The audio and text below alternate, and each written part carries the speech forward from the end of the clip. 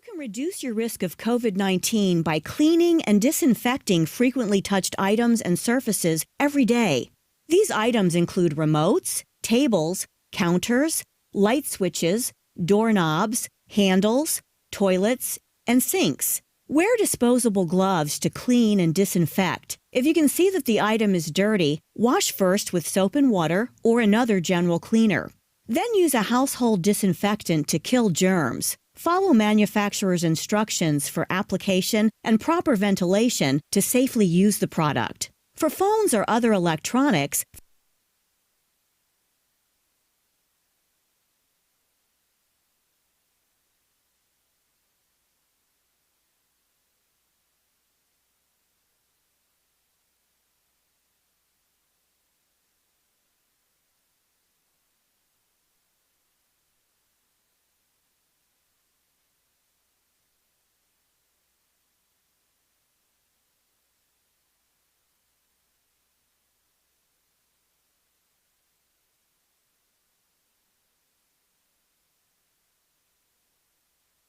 nose, and mouth.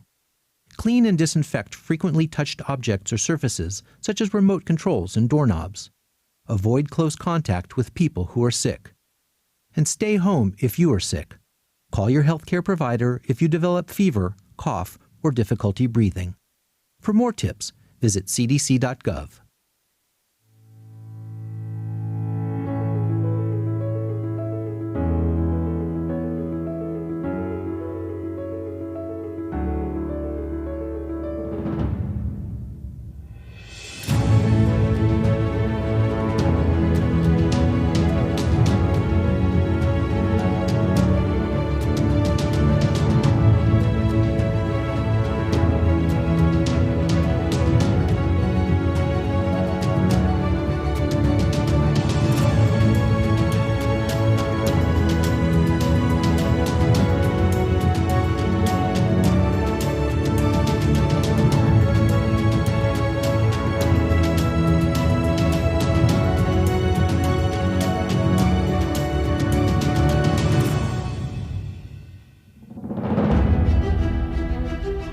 Opening doors to opportunity, to good choices, and to learning.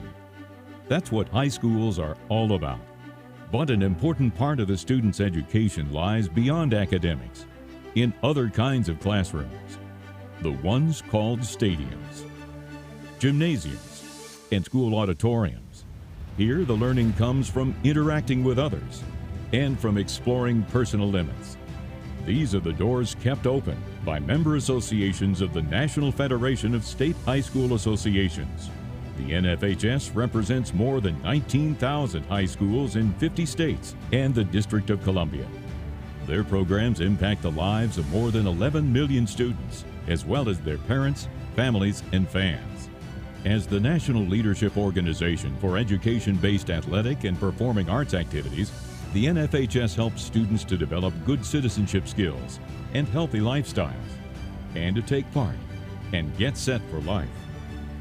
Founded in 1920, the NFHS is headquartered in Indianapolis, Indiana, and is governed by a national council composed of one representative from each member association, as well as the board of directors, with members from 8 geographical sections of the United States, plus 4 at-large members. The NFHS sets the direction for interscholastic activities by building awareness, establishing consistent standards and rules for competition, and educating those who oversee high school sports and performing arts. To promote fair play and minimize the risk of injuries, the NFHS writes the playing rules for 17 high school sports. The administrators, coaches, and officials who constitute NFHS rules committees collaborate to develop rules specifically suited for high school competition.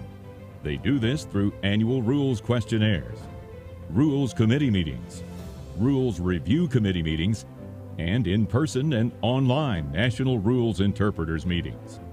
This rigorous process is a key reason why high school sports have an excellent record of protecting young people from injury. The NFHS also provides funding for sports injury research through the Authenticating Mark program.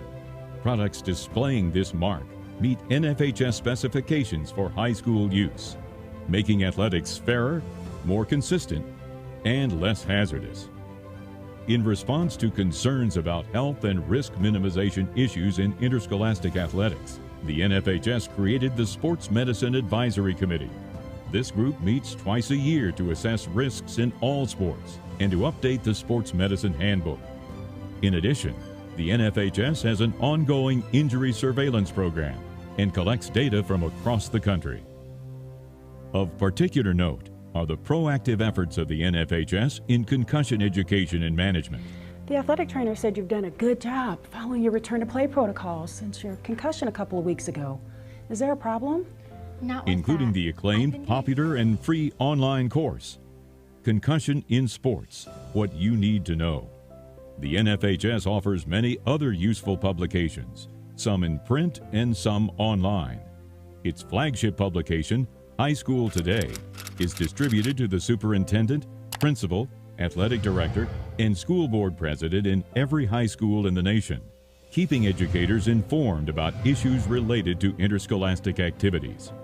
For high school coaches, NFHS Coaching Today is available on both the NFHS website and the NFHS Coach Education website. Other prominent news publications include the Court and Field Diagram Guide and the Forensic Quarterly, along with the online National High School Sports Record Book.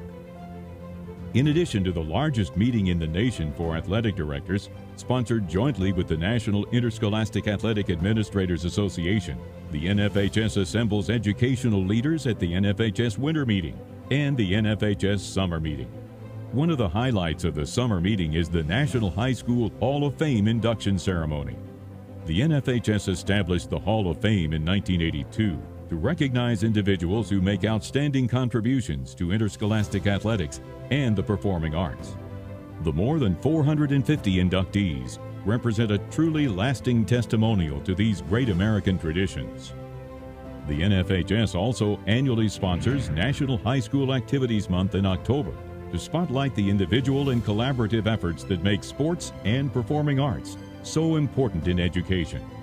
Every summer, the NFHS hosts its National Student Leadership Summit, which teaches high school students from around. NFHS also established 4 associations to meet the needs of individuals who work in specific professional areas.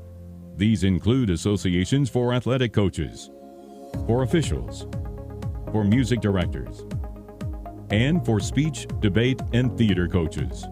Members of the Coaches and Officials Associations benefit from the education programs offered by the NFHS. The NFHS has developed the nation's leading high school coach education program, including its signature course, Fundamentals of Coaching. Fundamentals of Coaching is interactive and a foundational learning experience for every teacher coach at the interscholastic level. Hi, Coach. Good to have you here. Other educational offerings include the NFHS First Aid for Coaches, created in conjunction with the American Red Cross, along with numerous sports-specific elective and free courses. The NFHS provides officials the tools and skills to conduct fair contests and enhance their careers through an innovative set of online courses, as well as online access to rules and casebooks in a searchable format. In addition to athletics, the nation's high schools also offer equally important performing arts activities, such as music, speech, and debate. The NFHS oversees those programs at the national level. Spirit and competitive cheer are yet another very important component of high school activities programs. The NFHS network celebrates the accomplishments of student athletes in 27 different sports and activities at the national level. Those events can be viewed live on any device, bringing the fan experience anywhere at any time. But the single greatest endorsement for high school activities remains success of the students themselves, the young people who go on to make our communities and our world a better place for everyone, all as a direct result of their involvement in high school athletics and performing arts. We never know behind which doors young people may find the answers they're seeking.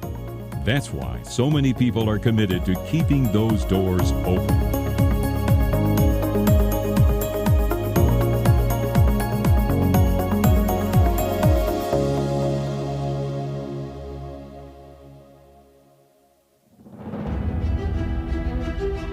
opening doors to opportunity, to good choices, and to learning. That's what high schools are all about.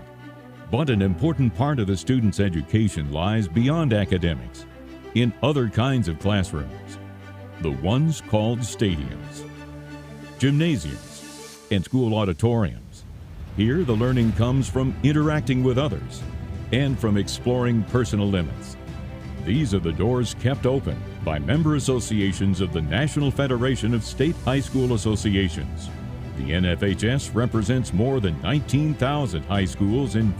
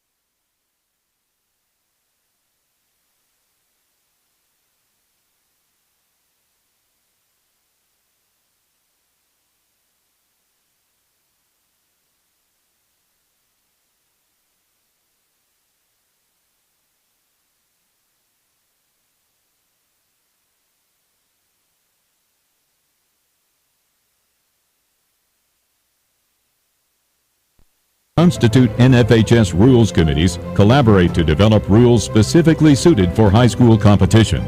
They do this through annual rules questionnaires, rules committee meetings, rules review committee meetings, and in-person and online national rules interpreters meetings.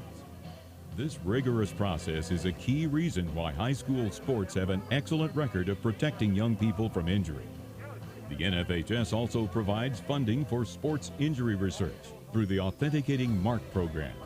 Products displaying this mark meet NFHS specifications for high school use, making athletics fairer, more consistent, and less hazardous. In response to concerns about health and risk minimization issues in interscholastic athletics, the NFHS created the Sports Medicine Advisory Committee. This group meets twice a year to assess risks in all sports and to update the Sports Medicine Handbook. In addition, the NFHS has an ongoing injury surveillance program and collects data from across the country. Of particular note are the proactive efforts of the NFHS in concussion education and management. The athletic trainer said you've done a good job following your return to play protocols since your concussion a couple of weeks ago. Is there a problem? Including the acclaimed, popular, and free online course, Concussion in Sports, What You Need to Know. The NFHS offers many other useful publications, some in print and some online. Its flagship publication, High School Today, is distributed to the superintendent, principal, athletic director, and school board president in every high school in the nation, keeping educators informed about issues related to interscholastic activities. For high school coaches, NFHS Coaching Today is available on both the NFHS website and the NFHS Coach Education website. Other prominent news publications include the Court and Field Diagram Guide and the Forensic Quarterly, along with the online National High School Sports Record Book. In addition to the largest meeting in the nation for athletic directors, sponsored jointly with the National Interscholastic Athletic Administrators Association, the NFHS assembles educational leaders at the NFHS Winter Meeting and the NFHS Summer Meeting. One of the highlights of the summer meeting is the National High School Hall of Fame induction ceremony. The NFHS established the Hall of Fame in 1982 to recognize individuals who make outstanding contributions to interscholastic athletics and the performing arts. The more than 450 inductees represent a truly lasting testimonial to these great American traditions. The NFHS also annually sponsors National High School Activities Month in October to spotlight the individual and collaborative efforts that make sports and performing arts so important in education. Every summer, the NFHS hosts its National Student Leadership Summit, which teaches high school students from around the nation life skills that will assist them throughout their lives. The NFHS also established 4 associations to meet the needs of individuals who work in specific professional areas. These include associations for athletic coaches, for officials, for music directors, and for speech, debate, and theater coaches. Members of the Coaches and Officials Associations benefit from the education programs offered by the NFHS. The NFHS has developed the nation's leading high school coach education program, including its signature course, Fundamentals of Coaching. Fundamentals of Coaching is interactive and a foundational learning experience for every teacher coach at the interscholastic level. Hi, Coach. Good to have you here. Other educational offerings include the NFHS First Aid for Coaches, created in conjunction with the American Red Cross, along with numerous sports-specific elective and free courses. The NFHS provides officials the tools and skills to conduct fair contests and enhance their careers through an innovative set of online courses, as well as online access to rules and casebooks in a searchable format. In addition to athletics, the nation's high schools also offer equally important performing arts activities, such as music, speech, and debate. The NFHS oversees those programs at the national level. Spirit and competitive cheer are yet another very important component of high school activities programs. The NFHS network celebrates the accomplishments of student athletes in 27 different sports and activities at the national level. Those events can be viewed live on any device, bringing the fan experience anywhere at any time. But the single greatest endorsement for high school activities remains success of the students themselves, the young people who go on to make our communities and our world a better place for everyone, all as a direct result of their involvement in high school athletics and performance.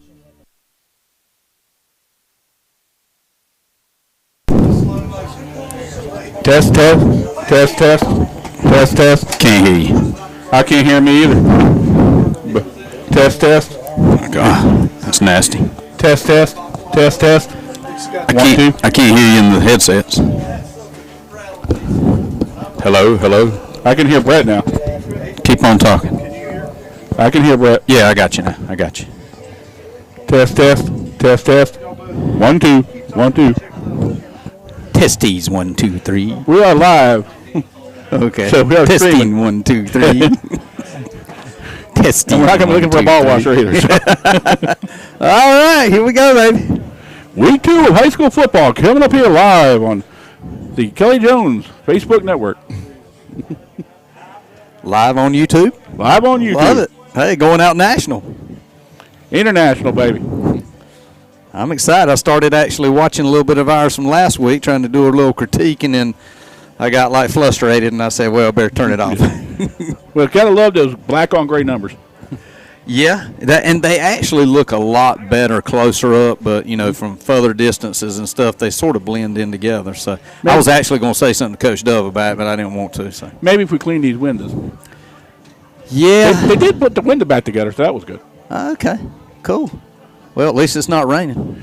Well, the only problem we got this weekend is we're going to end up having to lose an hour's worth of sleep. I told my classes about that. You know what he said? So what? I'll just sleep later. Okay. We're good?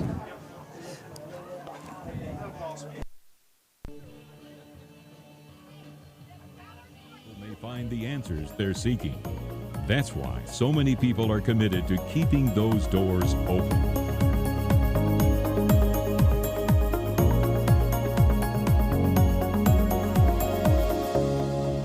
Surgeon General Jerome Adams. If you've recovered from COVID-19 confirmed by a positive test, you're in a special position to help us fight the virus. Your plasma has antibodies that may help others fight COVID. So please donate plasma now. You can literally help save lives. There are locations across the country that have safe ways for you to donate. Find a site to donate your plasma at coronavirus.gov. Produced by the U.S. Department of Health and Human Services at taxpayer expense. Opening doors to opportunity, to good choices, and to learning. That's what high schools are all about.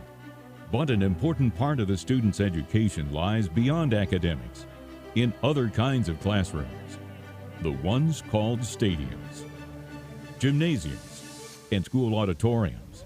Here, the learning comes from interacting with others and from exploring personal limits. These are the doors kept open by member associations of the National Federation of State High School Associations. The NFHS represents more than 19,000 high schools in 50 states and the District of Columbia. Their programs impact the lives of more than 11 million students, as well as their parents, families, and fans. As the national leadership organization for education-based athletic and performing arts activities, the NFHS helps students to develop good citizenship skills and healthy lifestyles, and to take part and get set for life. Founded in 1920, the NFHS is headquartered in Indianapolis, Indiana, and is governed by a national council composed of one representative from each member association, as well as the board of directors, with members from 8 geographical sections of the United States, plus 4 at-large members. The NFHS sets the direction for interscholastic activities by building awareness, establishing consistent standards and rules for competition, and educating those who oversee high school sports and performing arts. To promote fair play and minimize the risk of injuries, the NFHS writes the playing rules for 17 high school sports. The administrators, coaches, and officials who constitute NFHS rules committees collaborate to develop rules specifically suited for high school competition. They do this through annual rules questionnaires, rules committee meetings, rules review committee meetings, and in-person and online national rules interpreters meetings. This rigorous process is a key reason why high school sports have an excellent record of protecting young people from injury. The NFHS also provides funding for sports injury research through the Authenticating Mark program. Products displaying this mark meet NFHS specifications for high school use, making athletics fairer, more consistent, and less hazardous. In response to concerns about health and risk minimization issues in interscholastic athletics, the NFHS created the Sports Medicine Advisory Committee. This group meets twice a year to assess risks in all sports and to update the Sports Medicine Handbook. In addition, the NFHS has an ongoing injury surveillance program and collects data from across the country. Of particular note are the proactive efforts of the NFHS in concussion education and management. The athletic trainer said you've done a good job following your return to play protocols since your concussion a couple of weeks ago. Is there a problem? Including the acclaimed, popular, and free online course, Concussion in Sports, What You Need to Know. The NFHS offers many other useful publications, some in print and some online. Its flagship publication, High School Today, is distributed to the superintendent, principal, athletic director, and school board president in every high school in the nation, keeping educators informed about issues related to interscholastic activities.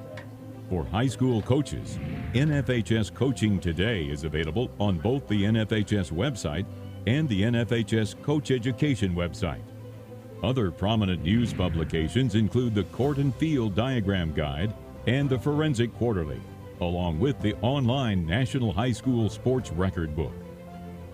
In addition to the largest meeting in the nation for athletic directors, sponsored jointly with the National Interscholastic Athletic Administrators Association, the NFHS assembles educational leaders at the NFHS Winter Meeting and the NFHS Summer Meeting.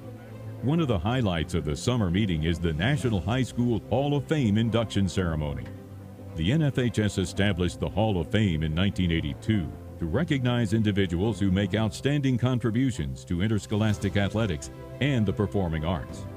The more than 450 inductees represent a truly lasting testimonial to these great American traditions. The NFHS also annually sponsors National High School Activities Month in October to spotlight the individual and collaborative efforts that make sports and performing arts so important in education. Every summer, the NFHS hosts its National Student Leadership Summit, which teaches high school students from around the nation life skills that will assist them throughout their lives. The NFHS also established 4 associations to meet the needs of individuals who work in specific professional areas. These include associations for athletic coaches, for officials, for music directors, and for speech, debate, and theater coaches. Members of the Coaches and Officials Associations benefit from the education programs offered by the NFHS. The NFHS has developed the nation's leading high school coach education program, including its signature course, Fundamentals of Coaching. Fundamentals of Coaching is interactive and a foundational learning experience for every teacher coach at the interscholastic level. Hi, Coach. Good to have you here. Other educational offerings include the NFHS First Aid for Coaches, created in conjunction with the American Red Cross, along with numerous sports-specific elective and free courses. The NFHS provides officials the tools and skills to conduct fair contests and enhance their careers through an innovative set of online courses, as well as online access to rules and casebooks in a searchable format. In addition to athletics, the nation's high schools also offer equally important performing arts activities, such as music, speech, and debate. The NFHS oversees those programs at the national level. Spirit and competitive cheer are yet another very important component of high school activities programs. The NFHS network celebrates the accomplishments of student athletes in 27 different sports and activities at the national level. Those events can be viewed live on any device, bringing the fan experience anywhere at any time. But the single greatest endorsement for high school activities remains success of the students themselves, the young people who go on to make our communities and our world a better place for everyone. All is a direct result of their involvement in high school athletics and performing arts. We never know behind which doors young people may find the answers they're seeking. That's why so many people are committed to keeping those doors open.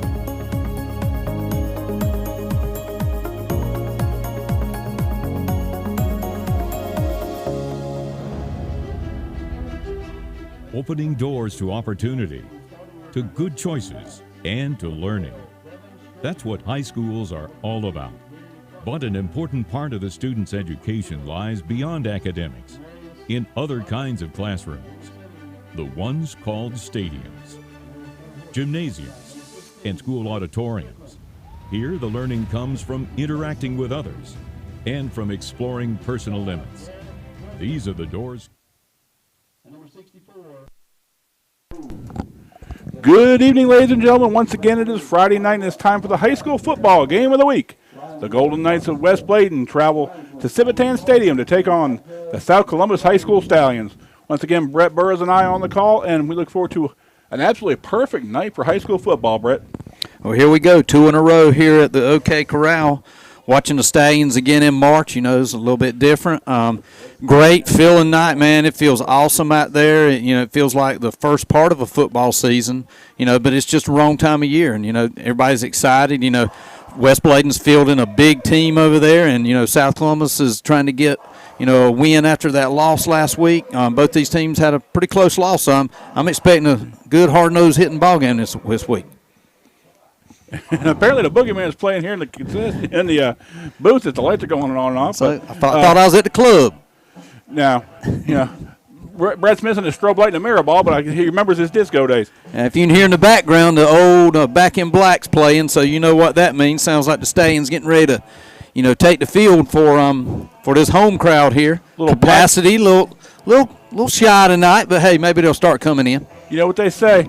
You can tell all's right with the world when you got black hat football in Columbus County, North Carolina on a Friday night. Yep. Like I said, it's just that feeling in the air, man. It doesn't matter if it's March, October, whatever. When you pull up and you see those lights from a distance, it gets a little adrenaline flowing. Like I said last week, able to get kids out that necessarily haven't been out of the house much. They're all virtual, and they have a chance to come to the football game. We're opened up at 50%, 30% capacity, which means we can get close to about 1,000 people here. And if you're at home, I encourage you to come on out here and take a look at high school football. Okay, Brett, the Stallions look like they're about to join us on the field. Something stirring about a Friday night, seeing those black hats come out on the field. We've been covering South Columbus and all these Columbus County schools for a number of years, and this is when we're starting to get back to normal.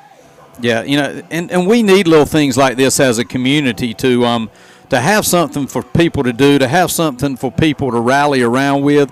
We've actually got our other spring sports kicking up next week. We have softball starting next week. We have golf starting next week. We have girls soccer starting next week.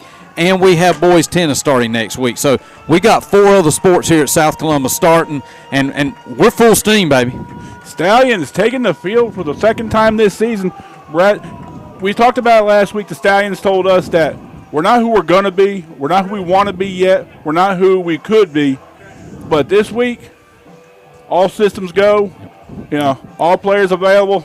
Well, if you didn't join us last week, we talked about several times that there was about 7 kids out due to some quarantine issues, and South Columbus is fully loaded. They have their starting quarterback back, and we want to give it up for to last week's quarterback, Landon Norris. Landon Norris did a great job as quarterback, standing up there. Hadn't played a down under center in about a year, and he came out, and I think he played a remarkable game to be thrown into that situation. Him and Jaheim Dixon, another name that we called quite a bit last week. Young men grew up rather quickly in a Stallion uniform, and I'll tell you, I bet you they were walking with their chest puffed out a little bit come Monday morning. Yeah. And even though you did get a loss against East Bladen, you looked at East Bladen and you said that was a heck of a football team. But, hey, that's behind them, playing the Knights now. Okay, brand new night of football. Oscar Promise Pineda. you won't kick it deep here, Kevin. Absolutely. Oscar Pineda will kick it to the right hash, and I don't think he's going to do the same thing he did last week. Otherwise, he's going to be in Russell Dove's doghouse for a long time. Oh, he did? Okay, maybe they saw something this week that we didn't see. Coming back across. Good job. Good coverage. Good group tackle by the South Columbus special teams. Hey, you love giving the offense to the visiting team on their own 18-yard line, Kevin, or actually 16-yard line. South Columbus starting, in was good defensive position there. Okay, West Bladen takes the field on offense, 1st and 10 from about their own 17. Quarterbacking for the Knights tonight is number 12, and that is Devin Strange. Yeah, we want to apologize maybe not knowing these West Bladen players. We got one roster up here, and it's tough to share. Besides, Brett doesn't play well with others. And they're in the shotgun with a jet motion. A fumble on the play. Looks like the jet motion man got in the way of the hike there, of the snap there, and ran right into it, and it caused a fumble. Limited practice time, Brett. How much of those timing plays, are effective this early in the season? Well, I'm going to tell you, anytime you go to shotgun, you better have some good timing down pat. And, like I said, West Bladen starts out in the shotgun real quick. They wanted to run that jet motion to the left side, but, just didn't get the handoff. Lucky to get it back. 2nd and 12, wide left for the Knights. Backside handoff on the counter play. He'll pick up a good 6 or 7 yards, making it a manageable 3rd down. I'm assuming that's the same exact play they wanted to run in the last one because, it was the same exact motion, and what they did, they motioned the motion man to the left and gave it back to him to the right. Handoff was to number 44, I think. 44, yeah.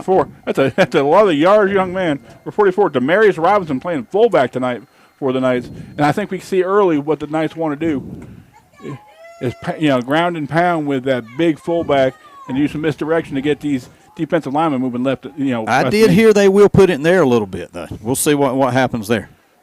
Gives it to the jet motion man to the left side. Big. Great tackle by number. Looks like number 64, I believe. 64.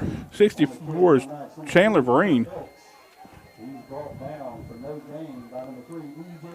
EJ Tisdale. TJ Tisdale's back from his little hiatus away. We're glad to see Tisdale back. Yeah, if you get a chance to see that once again, Tisdale coming up on the field and just level that young man. It's going to be 4th and about 7. Tisdale's got a good motor. He plays basketball for the Stallions, too. Got a great motor and get to the ball quick. He's got one speed, and that's wide open. 4th down. Looks like they're going. Maybe a rugby punt right here. Yeah. And we got a whistle, and first time tonight we've got laundry on the field. I think that's going to be a motion against the Knights. Speaking of penalties, I read in the newspaper, great game by South Columbus last week. I think total of maybe 22 yards in penalties or something like that. So I'm going to tell you, you don't see that an awful lot in high school football. Illegal procedure to call against West Bladen. They'll move back 5 yards, and it'll be 4th and about 11 from their own 18. If you're watching at home, you'll see this is called a rugby-style punt. Gives the, I guess the quarterback's their punter too, drops back and then just runs to where he wants to kick. He tries to find an open spot, and that's where he kicks it to. You'll see him start stepping back. Looks like he's going to take the snap, then he backs up. Still going to be a short field. The deep man for South is only on his 40 on the West Bladen 45. Not a good punt. That looked like one of my golf shots. That's that Peter call. That means get away. That's going to be first down for South Columbus on the West Bladen 39-yard line. Probably about a 20-yard punt there, Kevin. That looked like he was trying to angle that thing straight out of bounds, just never quite got there. Hey, if you're South Columbus, this is where you want to start, on your own, 39-yard line, 39 yards to pay dirt. South Columbus, you can tell these young men who didn't get a chance to play last week are really itching to get in the ball game quickly tonight. Well, actually, I mean on the Knights' 39-yard line. Sorry about that. Stallions take the field for the first time on offense with their presumed starting quarterback for this season. Drop back into shotgun. Fullback scrambles up for a few yards. Oh, no, fumble. Looks like the Knights got it. Yep. Not exactly the way you wanted to start the game, Brett. Yeah, it looked like a quarterback for South Columbus wanted to roll out, maybe look, to take it up the side, but that defensive end on the side came unblocked, and he didn't have anywhere to go. So some kind of missed assignment there on a block.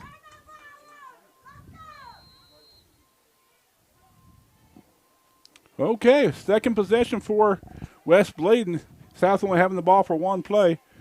Shotgun snap. Jet motion again. Backside counter by the big fullback, and he'll pick up a good 5 yards. Once again, that's number 44, Demarius Robinson. Yeah, looks like Robinson's going to be the workhorse for the Knights tonight.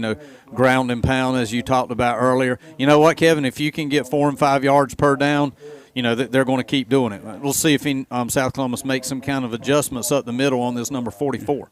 South Columbus, what they're going, what West Bladen's going to try to do is they're going to try to suck those linebackers up and try and beat them over the top. Second down and about 6 for the Knights. Wide left. Jet motion once again toward the short side. Backside counter, and they're going to ride that horse till he drops. Picking up the first down, being brought down by a host of Stallions. Yep.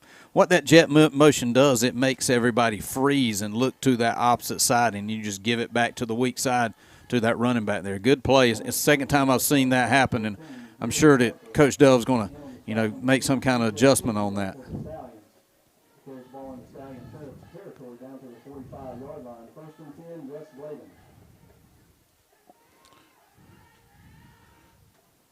Nice to the line once again.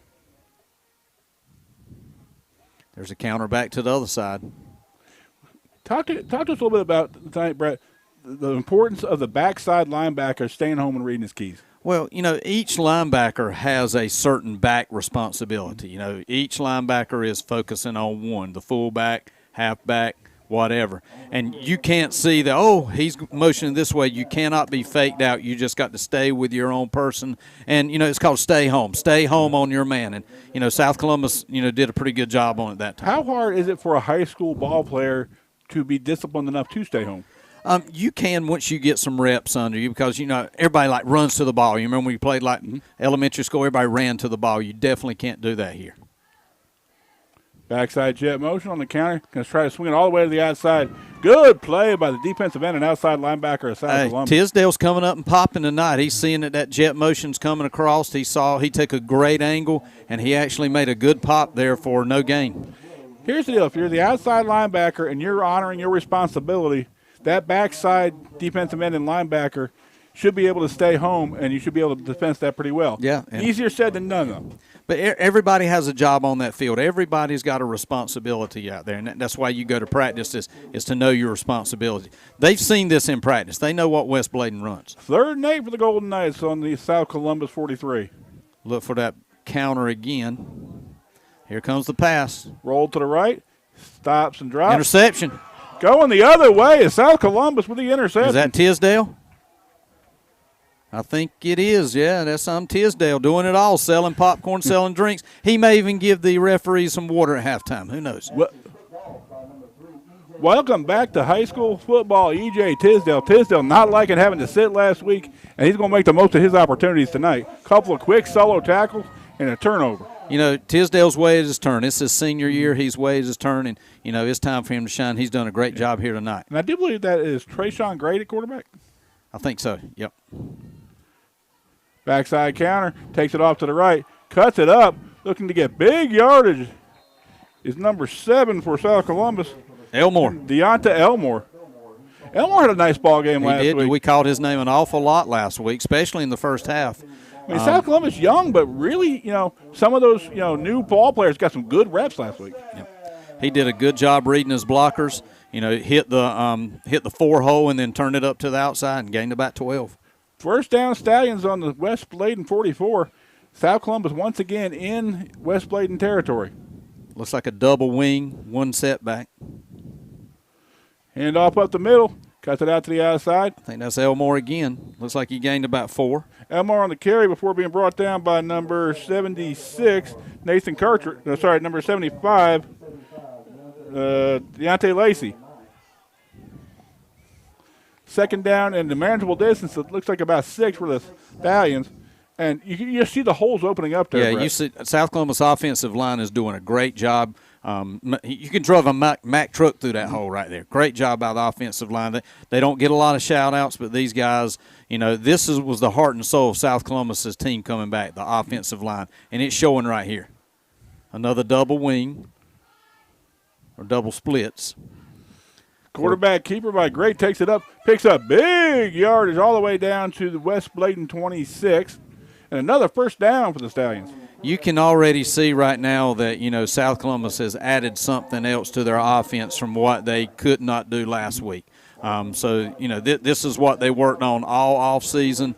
You know, they got thrown back a little bit last week, had to change up a lot of things, but this is the Stallion team you're going to see.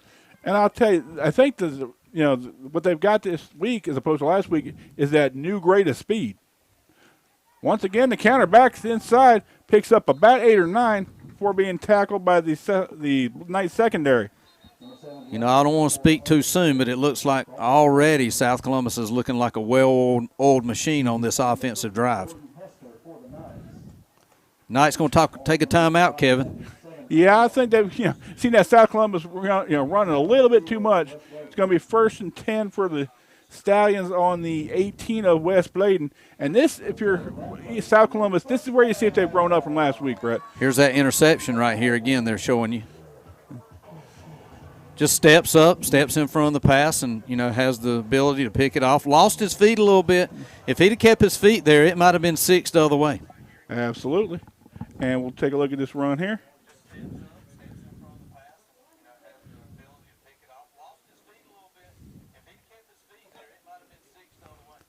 We got a little telestrator here. We can show you at home a couple of plays and stuff like that. We're working with this new technology here, so let's deal with it.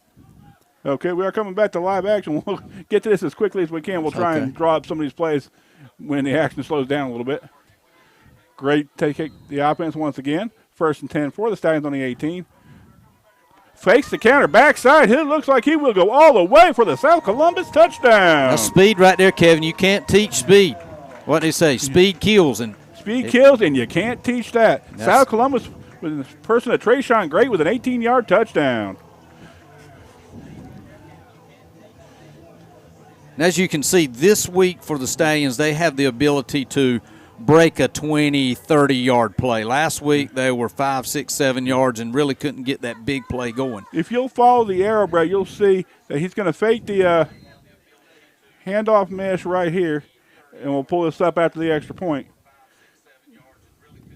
You'll have a little bit of mesh in here, and he will take it all by himself on the backside, and he will go all the way for the touchdown.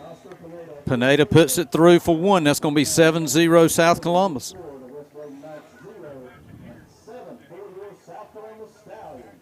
Just good heads up running there, finding holes and trying to go through them. You know, we can make this game as complicated as we want to, Brett, but sometimes it's man on man. You get who you're supposed to get, I'll get who I'm supposed to get. Best man win. Okay, with 4:49 here to go in the first quarter, South Columbus up 7-0. And Brett, if you're South Columbus, this is the way you wanted to start last week. Yeah, well, you came out and you didn't advance the ball like you wanted to. You had a turnover on the first play of the of the game. You put that behind you, and then you were really able to showcase what your offense can do. And I don't really see West Bladen being able to stop that tonight for South Columbus. So probably West Bladen's going to have to get in a shootout with South Columbus and score here to try to keep this game, even and close. A very athletic West Bladen team, from what I've been told, really has, stepped it up this year. And I think they probably got some great athletes, but the question is, do they have the horsepower to stay with that South Columbus speed? Well, we'll see right here with this drive. I guess they're going to kick it deep again. Well, no, not this time. Ball's up in the air again. That We got could be anybody's. That could be anybody's. It will stay with the Golden Knights. Well, that's okay. At least they showed that they could, cover the deep kickoff. That's a positive for the Stags. But they're going to give the Knights on the ball on their own 47-yard line. I hear me talking behind us somewhere. It's my own phone. I hear my whole self talking on my own phone there. Brett double talking. We're used to that. Okay, 1st and 10 for the Golden Knights on their own 47. Once again with the ball. It's still going. Gosh knows. Let me turn it off. Backside counter off the jet motion. Taken all the way around the corner by, it looks like 14. 14 just took a big hit. Took a major league lick. Gary Parker got lit up. I hope we can see this one again. I mean, that was a huge hit. I don't know exactly who it was from, but my goodness, look at this, Kevin. I think you had your head down, but take a look at this. Tisdale coming up. Tisdale getting his money's worth tonight, folks. And if I'm a West Bladen coach on that sideline, I'm getting my folks over there at the end of the first quarter and saying, hey, you might want to find out where Tisdale is. 2nd and about 3 on the South Columbus 46. Quarterback keeper. Picks up, looks like first down yardage, if not very close to it. He got it. Again, I think that's going to be the key for West Bladen. Manageable downs and distances and making sure you slow down that quick South Columbus offense. If you're West Bladen right here, this is a drive that you need to score off of, because South Columbus offensively is hot. They're probably going to get the ball back, and it looks like they can punch it in pretty easy. So you got to trade blows with them. Official's timeout. I'm not sure what for. I think we're getting a chain set. Yeah, they're running it now. Just under 4 minutes to go here in the first. South up by 7. That jet motion again, back to the counter. 32. 32, and that's number 32. Kendall Johnson with the backside counter picks up maybe 1 or 2. They're using that counter to set up, going back onto the strong side. We've seen that counter a lot of times. We fake one way and then give it back to the other side. Fumble on the tackle. Somebody lost their shoe there, Kevin. Tackled him right out of his feet. 2nd and 9 for the Golden Knights on the South Columbus, looks like the 40-yard line. Still in shotgun. Here comes the pass. Backside pass. Closing quickly as South Columbus does not make the tackle, and he will go all the way for the West Bladen touchdown. Poor tackling there for South Columbus. That was 1 on 2, Kevin. Yep. I mean, South Columbus had 2 defenders there to tackle one person, just put both of them in the dirt, left their shoes standing there. That was number 2 for West Bladen, and that was Chiron Adams with a 40-yard touchdown. Yeah. Javon Benton, number 25 for the Stallions, didn't break down, did not make the tackle there, and that puts the touchdown on the board for the Knights. Just like we talked about had to happen if you wanted to stay in this game. again, it's amazing how every week we talk about, all the strategy, but the fundamental things of arm tackling and mental mistakes keeps, rearing their ugly head. Looks like they're going for two, Kevin. All the way around to the corner. Tries to cover. He's got it. Outside linebacker took an inside-out route, gave the corner, and 2-point conversion is good for West Bladen. Our score with 2:53 to go here in the first quarter, West Bladen 8, South Columbus 7. And fundamentals, arm tackling, gap responsibility, things that I'm sure Russell Dove's going to, be telling his friends at halftime, hey, we went over this every day in practice and every day that we had an opportunity to get together. And these are the things that are going to help, either determine whether we win ball games or lose ball games. Well, what you got to do here, you got to, I'm sure Coach Dove's telling guys, come on, here we go. Our offense is rocking and rolling. We know they're going to score. Let's just make sure we score every time they do. But that, going for two there and getting it, puts you ahead and, gives you, the upper end if you're trading touchdowns back and forth. So South Columbus will always be chasing that all night. So they're going to have to go for two probably sometime.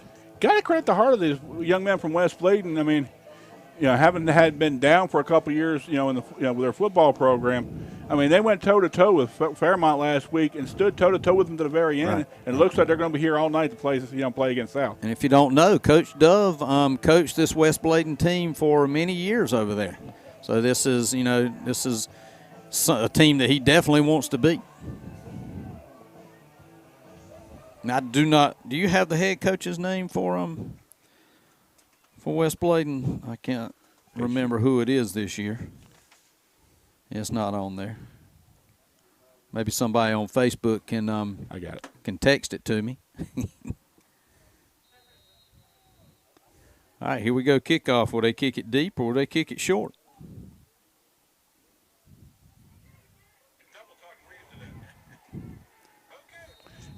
Pick off covered by South Columbus on about the 26, 27-yard line.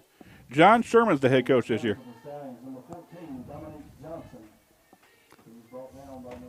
Actually, my brother is asking me questions on there.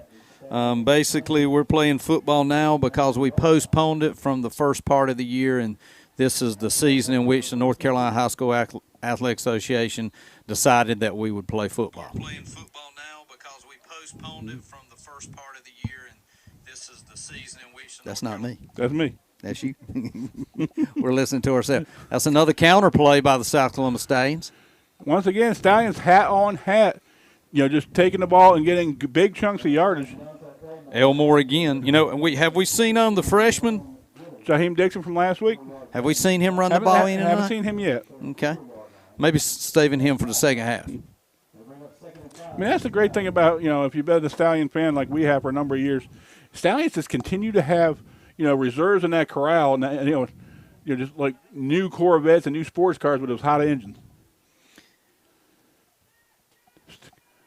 Backside counter cuts it up. Jet motion turns it up, and he goes north and south, picking up big yardage all the way down to the West Bladen 39. That's a good run by number 3, E.J. Tisdale. You've seen him do a lot of things on the defensive end. You've seen him come up and gain about 25 yards there on the jet motion sweep. Tisdale plays football like he plays basketball. He's north and south very quickly and very quick to change directions. And if you noticed, he changed the ball from one hand to another 2 or 3 times. He got next to the sideline. They're always taught to put the ball on the outside hand, so if you fumble, better chance for the ball to go out of bounds. 1st and 10 Stallions from the 40-yard line. Backside handoff. Looks like a mosh in the backfield, but he managed to pick up a good 6 yards. Well, you know what? He dropped it, came right back to him. It was like a dribble in basketball, came back and turned it up for about 6. Ricky Grissom with the heads-up play before South Columbus can get too far, but still South Columbus picks up 6, and it's 2nd and 4. John Sherman is the head coach. Yep. Justin Taylor let me know that. So, hey, thank you, Justin. It's good to have old Facebook here. We can actually, communicate with the people that were listening to us. And I'll tell you, I think South Columbus is trying to challenge those linebackers to come up so they can get the passes over their head. Option play. little miscommunication on a handoff, a little mashup. Obviously, not a lot of extra snaps with these young men. And I'm thinking what they were doing. That was the option play, like a belly option, where the running back came through, and either the quarterback let him have it or the quarterback will take it. Right. So that's an option play there that that South Columbus used a little bit at the end of the last year, and it looks like they're going to try to use it again this year. But again, the timing just not quite synced on it yet, and. If he'd have got a clean handoff, he might have been going all the way. But their offense is clicking, real well right now. They're getting first down with 2 downs. You always know that's a good thing to do. Just above 30 seconds to go here in the first quarter. South Columbus quarterback keep off to the left. He's around the corner. He will pick up a number of yards, and he looks like he'll go all the way for the South Columbus touchdown. Wow, did a great job of keeping the ball in his hands. Picking out holes. Finding pay dirt, baby. Trayshawn Great, the quarterback from South Columbus, with a 30-yard touchdown. Keeps his head up, finds a hole, turns it in, follows his blockers, speeds right by him. It's like he put 5th gear as he got to about the 10-yard line. Is that 3 or 8? I think that's a 3. Okay, so then it is Trayshawn Great. That is 3, like those uniform. They look a little blue tonight on the letters. I don't know. It's just the lights, I guess. So Great with a 30-yard touchdown. Are they going to go for 2 here, Kevin? Do you chase the point spread? I think you got to. I think you've got to. Yep, they're deciding to do it. Quarterback keeper up the middle. He'll be brought down immediately. No 2-point conversion, and now it's a 5-point lead as opposed to a 7-point lead. Well, like I said, anytime somebody gets that extra 2, you got to chase it. And if you don't convert, then you're going to be chasing it even deeper all night. And sometimes in a high-scoring ball game, that could be, a touchdown because you cannot get those extra 2. You're giving up that 1 and don't get 2. 24.5 seconds to go here in the first quarter. South up by 5. How important is this defensive series for South Columbus, Brett, to maybe get a stop here and maybe go up by more than 1 score? Well, you want to, expand this lead is what you want to do. And, stopping West Bladen here, is important. You had a letdown last time defensively. The Knights marched down, scored on that pass play, like an individual pass play singled out. I'm sure Coach Dove's wanting them to make some adjustments and come up with a stop. Okay, South Columbus kicking off once again. Deep kick to the up back. He'll take it around the right-hand side, holding it loose. Dangerous play if you're a West Bladen Knight fan. I mean, he's holding that thing like a loaf of bread. Coach Dove would love to kick it deep every time, but it's tough to cover that deep play. Everybody's got responsibilities. If one person misses their responsibility, that can create a hole, and then that can be an easy touchdown. Okay, West Bladen taking over once again. Ball on the Knight 30, looks like 33. I think 33, yep. I am a many judge of math. Still in the shotgun. I bet you we'll see that jet motion again. No. Straight dive. Stacked up, but close to the line of scrimmage, but he's still going. He's a big boy. I believe that's that big fullback once again. I think at 44, I think. Or 42. Is it 42 or 44? 44. Okay. And that is Demarius Robinson. 42. That was 42, yeah. But they got those big fullbacks, and you can't tackle them up high, Brad. We talked about arm tackling already. We are at the end of 1 quarter with South Columbus leading 13-8. We're going to take a quick break and be back for second quarter action. The high school football game of the week here on the South Columbus County Schools social media networks. Associations of the National Federation of State High School Associations. The NFHS represents more than 19,000 high schools in 50 states and the District of Columbia. Their programs impact the lives of more than 11 million students, as well as their parents, families, and fans. As the national leadership organization for education-based athletic and performing arts activities, the NFHS helps students to develop good citizenship skills and healthy lifestyles, and to take part and get set for life. Founded in Fairmont at East Bladen tonight. We are back for the second quarter here. South Columbus up 13-8, Brett. If not for a couple of sloppy plays here or there, this could be a whole different ball game.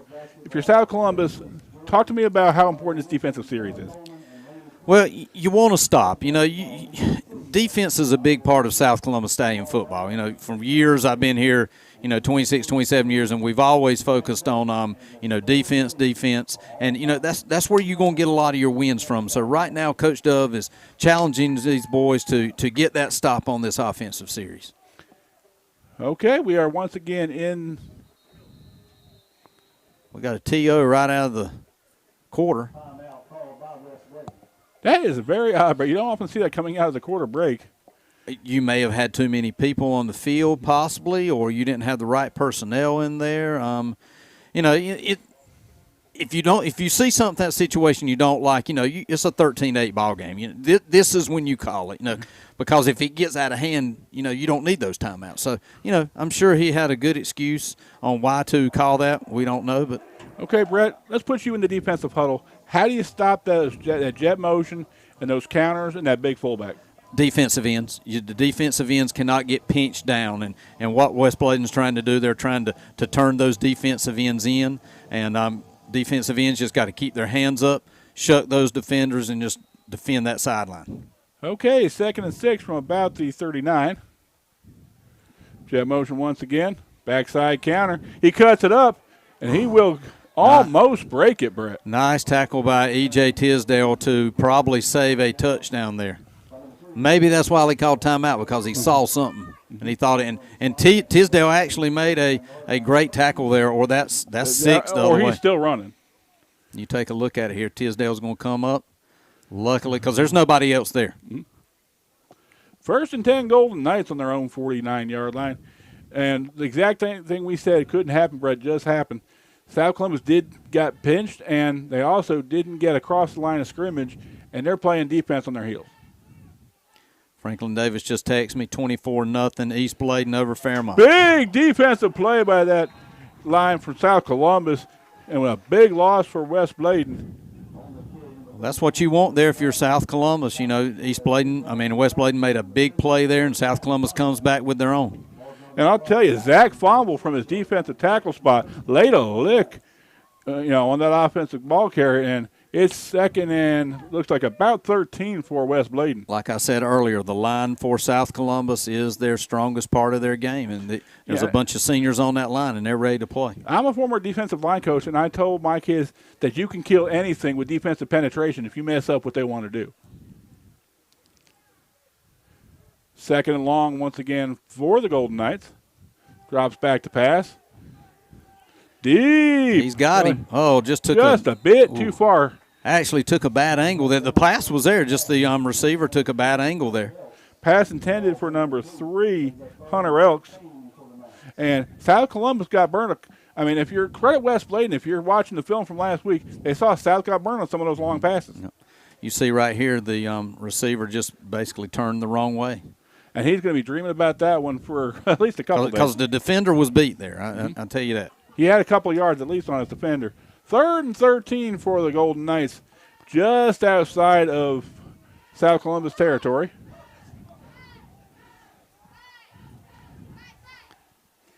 Did you hear me on that score a while ago, Kevin? Oh, yeah. Student body left for West Bladen. Quarterback keeper tries to cut it up. He will be taken down after a gain of about 3. He'll make it 4th and 10. Go ahead and give us that score one more time. 24-0 East Bladen over Fairmont in the first quarter, which, we knew East Bladen's the real deal. They stout, and that don't surprise me a bit. And I'll tell you, it says a lot for those young stallions from last week that they went tooth and nail with them. And I would love to play East Bladen again with all our players back and their players back. I'm not saying that South Columbus would beat them, but I can guarantee you it would be a heck of a football game to watch. 4th and 11 for the Golden Knights on the 47-yard line. I'm thinking you got to kick it away here, Kevin. You can't give South a short field, absolutely. And it looks like he's going to take that decision out of his hand as the play clock has hit 00, and it will be 5 more tacked on. And it's not actually a bad play if you're West Bladen. See if you can get him to jump. 30-0 still first quarter. Franklin Davis sends me a text. And I'll tell you something. When's the last time you saw a Fairmont team possibly, be 1-1 at this point. And realistically, they could have been 0-2 if West Bladen could have finished the deal last week.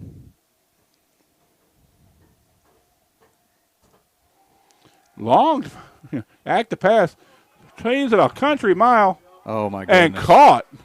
That may be offensive pass interference there, Kevin. Looks like there might have been a push off by number 2. Let's see what the call is there. I thought I saw. And I'll tell you something. He didn't stay there. He went, up immediately to talk to the official. He knew, and nobody's moving. Yep. I think that's going to be offensive pass interference if we see that again there. I may have been looking down. We'll see what the call is. And everybody's moving back the other way. Yep, they called that offensive pass interference there. I mean, Kevin, you got to punt here. You got to punt. I'm surprised they went for it in the first place. But still, I know it was offensive pass interference, but still a heck of a catch by that young man. Yeah. This is a situation here when you have a chance to intercept it down on the 20-yard line. You may want to let it fall so you can get the ball way back here. I just can't see the Knights, going for it again here. But, hey. Okay, let's do the math here. 4th and 30? 30, yeah. It looks like about 30. Friends, this is why I do English, not math. If you see that quarterback start to walk back, you know it's going to be a punt. Yeah, this is punt formation here. The snaps have been rough on this punt, on these long snaps, though. So let's watch and see what happens there. See, that's bouncing snap. Yeah, horrible snap. And he has to take that himself, and he'll be swallowed up by that South Columbus defense. Hey, I made a good call there. I called it. The long snap last time was horrible. South Columbus up to the task, and now it's South Columbus with a 1st and 10 on about the 29, 30-yard line. Special team, 2 turnovers for West Bladen. It looks like it's going to turn into points for South Columbus. So we asked the question, why don't West Bladen punt? Maybe we saw why they don't punt. That's true. Okay.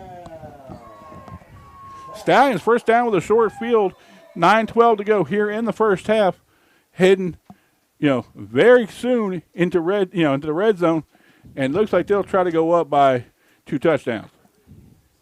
It's going to be tough to stop the Stallions here, on this part of the field. They're running on all cylinders, and, they're looking for pay dirt again. And if I'm the Knights, I'm looking for Tisdale. Ball taken by number 7, Deonta Elmore, straight up the middle. Pick up a good 7 or 8 yards before being tackled by the center of that Knight defense. So we got Rodney Rescher out there watching tonight.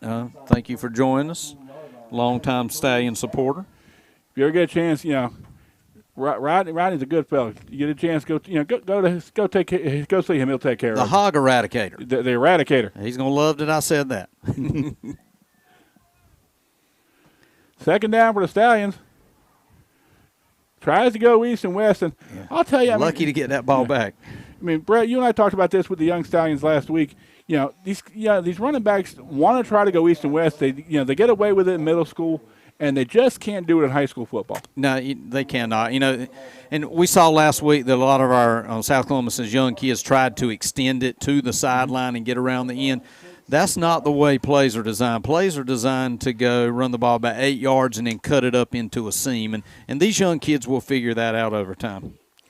Okay, second down for is that second or third down? That's going to be third down. Third down for the Stallions at about 6. Stallions need to convert on probably 2-down territory. Cuts it up inside. He will go all the way into the end zone. Somebody said a while ago that he looks like Lamar Jackson, and he actually does when he takes to play like that. So, great job by quarterback. That is number 3, and that is E.J. Tisdale. He's doing it all. Like I said, he's probably going to sell popcorn at halftime and maybe give drinks to the officials. South Columbus now up 19-8 here with 7:45 to go in the second quarter. South Columbus can go really with Gray or Tisdale at quarterback. Both those kids are cat quick. Give it to Tisdale here on the outside. He's hot. Give it to him. Let him get in there and score 2 for the Stallions. I don't think sitting last week really, set well with him.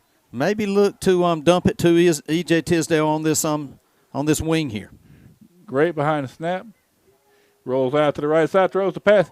Tipped away on a good play by the secondary from West Bladen. I knew I was going to call him East at least once tonight. I thought maybe they were going to isolate Tisdale on that outside there. Maybe, Tisdale, can jump and pretty big kid, and, let him go up with it. More importantly, South Columbus goes up 2 scores with an 11-point lead on the Golden Knights. And now you completely turned it around, and West Bladen now has to chase points. Yeah, it's getting to that point where, South Columbus is, scoring those touchdowns. And you know what? If you keep scoring touchdowns, it don't matter if you're chasing that extra point and that too. That's a moot point. Now, I'll tell you something. This is the difference between last week and this week for South Columbus. Last week, South Columbus lost by 2 touchdowns and had 2 drives deep in East Bladen territory and did not convert.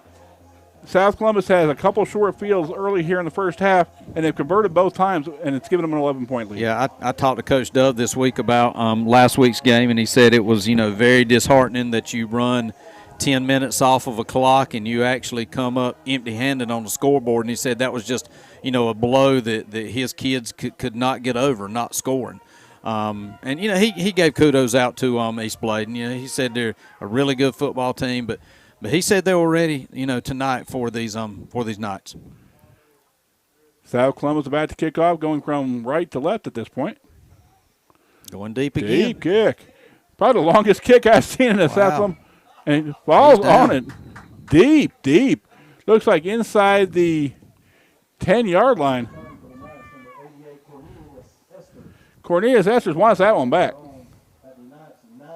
South Columbus wants to keep it deep. They want to keep the ball on that end of the field, and they want to keep scoring. Brett, I've been doing announcing for South Columbus football games for about 5-6 years now, and that's the deepest kick I've seen. I think so. Probably since Pharaoh McKeever left South Columbus. I think so. Listen, Kevin, that adds another extension to your game when you can kick that ball deep and you can pin, other teams 20 or on the 10-yard line. 1st and 10, Golden Knights on their own 9-yard line, and you can't be really creative right now. You need to get the ball out of the shadow of your own end zone. South Columbus going to come after them right now. I can just see it happening. Watch these ends over here. Handoff once again to that big fullback. South Columbus jamming up that line and just swallows them up after a gain of about 1, maybe 2. Yeah, and what that does, that sets up some misdirection play. So, probably look for West Bladen on this next play to run some kind of misdirection, maybe jet sweep counter, maybe going back to the wide side of the field. Parker standing straight up and down, which is dangerous at this point. Cheerleaders doing a good job tonight. It's good to see them out. They look a little more warmer than they were last week. Absolutely perfect night for football. About 65, 70 degrees. Hardly any wind tonight.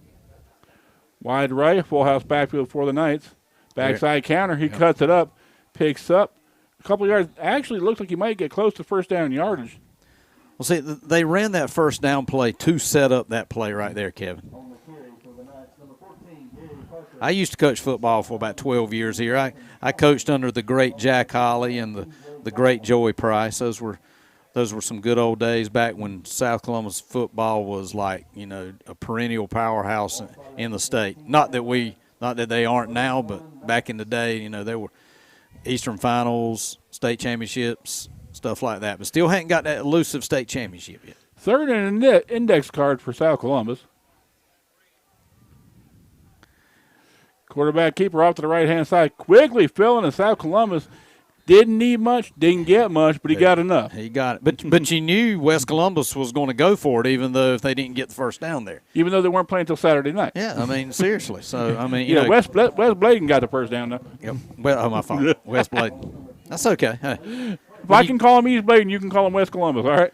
And you're calling them the Golden Knights. They're not Golden Knights. There's Golden Tornadoes, but not Golden Knights. Robbie Lee just texted me and told me to tell you. Are they the Purple Knights or what are they? They're just the Knights. The Knights, okay.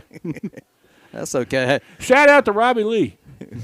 We don't get paid an awful lot. Well, actually, we get paid nothing. But anyway, we do the best job we can. Adam Thompson doesn't even send the hot dog our way. That's it's horrible. Exactly right. There's that counter again. Counter once again. And once again, South Columbus, the first man is not bringing them down on the tackle, Brett. All right, I'll tell you what, West Bladen's doing a good job with the blocking for that play. They're clearing a hole, and the linebackers are just having to stay home, and, they're 3 and 4 yards deep, and that's what the Knights are getting. I see where Whiteville plays at 2 o'clock tomorrow. Afternoon football in Columbus County, something you don't often see. Yep. Homecoming on a Saturday at Whiteville, first game of the year. Everything's weird. Okay, 1st and 10 for the Knights. 2nd and 4. 2nd and 4, okay. Okay, it's been a long day, y'all. That's why we work together. Cuts it up inside. He breaks 2 tackles, and he's off to the races. Brought out and down on the 44, and again, 3 or 4 yards later. Went down hard on that shoulder there, Kevin. He gets up, though. Gary Parker's proven to be a tough young man. I mean, he's taken a couple of big licks tonight and still got back up. I was wondering if the refs was going to throw a flag late hit out of bounds because they did pull him down after he got out of bounds. But I guess they're just letting him play. I think it was a good no call. Coach Dove, did he call a timeout there? Timeout West Bladen. Oh, West Bladen, okay. Okay, Brett, if you're South Columbus, how do you stop this running attack? I mean, obviously what you're doing right now is that's not working. I'm going to tell you, the counter is giving South Columbus, a tough time. You've got to adjust to that counter, maybe have your linebackers come up and fill those holes a little bit quicker on that counter, but, they have really no answer for it right now. South Columbus reluctant, I think, to bring up the linebackers for fear of getting burned because their secondary has been beat a couple times already this season. They have. And, I don't really see the Knights throwing the ball an awful lot, only on downs that they pretty much have to. As long as you're, gaining all those yards on those jet motions and those counters backside, they're just going to keep running them. Okay, 4:56 to go here in the first half. South Columbus up by 11, 19-8. South Columbus, looking to get a stop here. West Bladen needing to stay in this ball game. Can't go touchdown for touchdown with the Stallions right now. Split right. It's like a wing split right. Jet motion to the short side. Counter back the other direction. He'll cut it up. And he'll pick up a good 4 or 5 yards, and that's number 22. If you're noticing back home, West Bladen is running a lot of misdirection plays. They're not running straight at South Columbus. They know that South Columbus' strength is their line. So the best way to beat a good line is to go, misdirection and make that line have to move, east and west instead of north and south. And that's what the Knights are doing right now. Big Kendall Johnson picks up about 4 yards. It'll be 2nd and 6 for the Knights.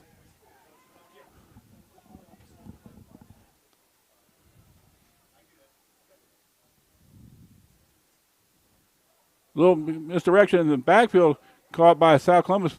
Looks like a pick up 1 yard. And I think South Columbus. That's a busted play there, Kevin. Got a little bit lucky there because the counter was there, if not for the miscommunication in the backfield. Yeah, I don't know exactly which one of them messed up, but it wasn't designed that way, I promise you. 3rd and 6, West Bladen. Definite 2-down territory I think. I mean, they've got to punch one in before halftime. Justin Taylor saying, got to get the pulling guard's pocket. He'll take you where the ball is, and Justin knows because he's been taught that for 4 years when he played here. Follow the pulling guard. That's where the ball's going to be. Got another timeout called for West Bladen this time. And what Justin's talking about is, on the offensive line, you have a guard that actually pulls and kicks out. And wherever that guard that pulls and kicks out is where that backside counter motion and the running back's going to go. Okay, we are very shortly getting to halftime, about 3.5 minutes, Brett. Both these teams a lot to talk about at halftime. And coachable things. This is going to be a tight ball game back and forth. South Columbus needing a stop here can put some distance between themselves and the Knights if they get the ball back soon with a chance to score. Well, that West Bladen's going to looks like they're going to go for it on 4th down at any time. So you got to be ready that West Bladen's going to, have 4 downs on every possession. Okay, once again, 3rd and 6. We are about to get back to live action. Split left. Looks like we're going to have the big fullback there on the end. Drops back to pass. He'll roll off to his left. Chunks it deep into double coverage. Knocked down. And I think you can hear the folks here in the press box thinking if he'd intercepted that thing, he could have been still running. Well, I think you see South Columbus was there in coverage, and Tisdale comes over and tries to make the interception and actually knocks it away from his own player. Well, that's okay. Hey, you're fourth down. You're going to have to defend that same exact play right here. Wouldn't be surprised if they don't go back to that bread and butter play again. 4th and 6 in the 40. Do you go for the long pass, Brett, or do you try that counter that's been so successful? I'm probably going to throw the pass here, Kevin. And it looks like Brett's right. Oh, he's got a lot of room. Got a lot of room. Brought down on a short. I think he's going to be short. We do have a fumble on the play. Yeah, I think the ground calls that fumble, Kevin. But I think Look at where that official's standing. Yeah, he tried to reach out, but he didn't get it. Yeah. Watch right here. He tries to reach out to get to the first down. And I'll tell you, good tackle there. Who was that? That was really great tackle by South Columbus there, coming up on I think that's defensive end position. I want to say that was, couldn't tell you. Hard to catch these numbers, I tell you. Whoever it was, great play. I mean, I'll watch it tomorrow, and I'll tell him at school on Monday. I will tell you, that is a first down and maybe a touchdown saving tackle. Stallions with just over 3 minutes, Brett, and the chance to score and take this up to a 3-score game. And with this offense, they've got the ability to do it. Oh, it's like Great drops back to pass. Throws a deep ball on the flag route. Oh. Could have been either one of them there. 50-50 ball, just could not get a hold of it. Going to Tisdale on that fly route. And that's the man you want to get to, and if anybody could have got it, it would have been Tisdale. Got knocked away just there at the last minute, couldn't pull it in. It was actually a nice pass by the quarterback for the Stallions. I think that's Danny Noble's playing quarterback for the Stallions. Is it? Okay. It's number 8, I believe. Like I said, we have a tough time with these numbers. They run into each other from this distance. I don't think that's Danny Nobles, but hey. Inside handoff, picking his way through the line. Keep going and find out. Okay. All right, here we go. It's going to be 3rd and about 3 for the Stallions. You want to try to put it in here if you're the Stallions, try to dig that dagger in a little bit deeper. Trayshawn, yeah, number 2.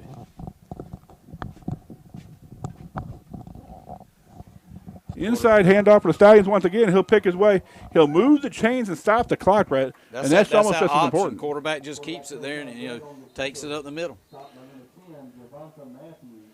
And I'll tell you, great basketball is a great basketball player as well, just like Tisdale. And these guys can change direction and move the ball up the field in a hurry. Yeah, I think those numbers need to be a little bit bigger because or are we just getting old? I think we need to hit Kelly Jones up for a pair of binoculars.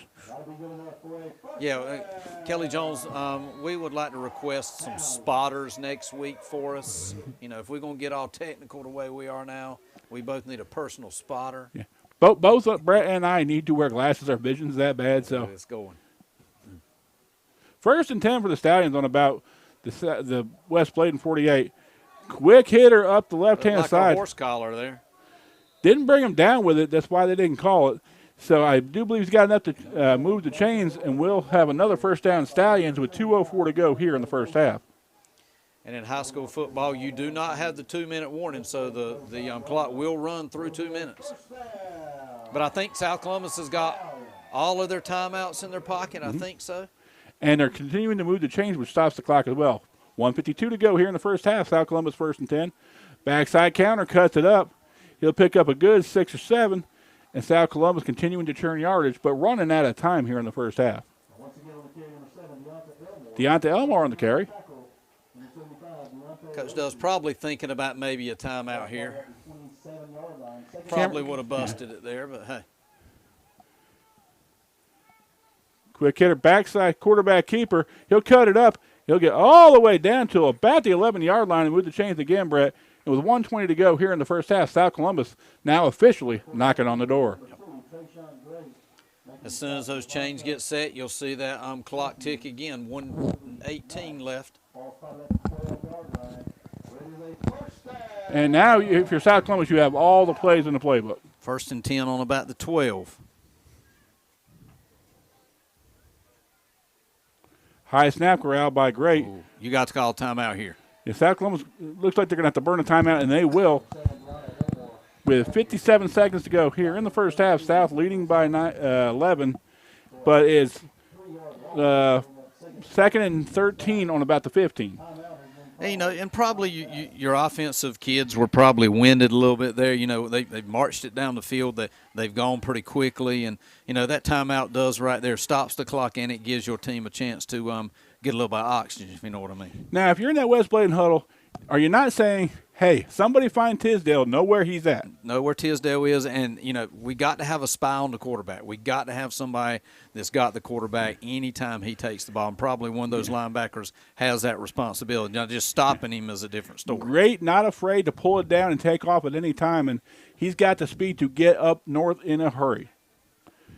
Okay, if you're the coach, Brett, what play you calling here? I'm going my quarterback, man. I mean, I hadn't stopped him yet. I'm probably going my quarterback, maybe, and quarterback draw, maybe? Or, maybe that option play, maybe going back to that belly option, where he can give it to the running back, but actually keep it himself. Or is this a place where you call a reverse or a misdirection? I don't know. I'm still going with my quarterback there. But like I said, I don't get paid the big bucks. What I call? Backside handoff, quarterback draw, picks it up, and he'll go all the way into the end zone. God. South Columbus touchdown. Called it there, Kevin. Belly option, quarterback taking himself. Brett Burrows not only has ESP, he has ESPN. Good call. Well, that's what I would have called. I do have some football experience. I know I coach tennis, okay, but only reason I coach tennis is because I got 2 babies now, and it's time to start heading off into the sunset. 25-8 score. South Columbus looks like they'll be going for 2. They're chasing it all night, Kevin. Let's hope they get it sometime. 54.2 to go here in the first half. South leading by 17. Tisdale with the pass and the 2-point. See, I thought they were going to do that last time, but they didn't. But they did do it this time. So. Tisdale and Great look like they're in midseason form, Brett, as South Columbus goes up 19, 27-8. With just under a minute to go here in the first half. Yeah, the offense is looking good. You can just tell you add another dimension to your game when you put, the quarterback back there with that mobile, can move. He's a threat. Not taking anything away from Landon Norris because he did a heck of a job last week. But that just gives you another element to your game. And those young men did a great job last week, and they, showed us a lot that, we can look forward to in the years to come for South Columbus. But just the gear at which some of these, seniors and juniors who are the regular starters operate, you just can't overcompensate for that. And I'm gonna tell you, I've followed South Columbus football for many years, and this is a quarterback that that has. We don't usually have this type of quarterback, believe me, not that can move like that, and that adds another extension to the game. Who he reminds me of? And I noticed a trait, Pharaoh McKeever, in that you had the Ivies who were drop-back passers and, field generals. You had Quinlan Hammond, who was a great passer, and a strong runner. But you didn't have that multidimensional threat here at South Columbus since Pharaoh McKeever. Yeah, I have to agree with you. Deep kickoff once again for the Stallions. Takes them all the way back to the 10. He's going to take it around the left-hand side, try to cut it up. And he'll be stopped on about the 22-yard line where West Bladen will take over with 44 seconds to go. Yeah, if I'm West Bladen, I'm probably going to take a knee, and I'm going to head into the field house here and say, hey, what can we do to stop this quarterback for the Stallions? I think you're exactly right. I think you get greedy and try and get yourself back in this ball game with one play and risk a South Columbus turnover. Yeah, I don't see anything that you're going to do here. Maybe a counter play possibly, run it. I don't see the ball going up into the air because you definitely don't want to give South Columbus another score before halftime.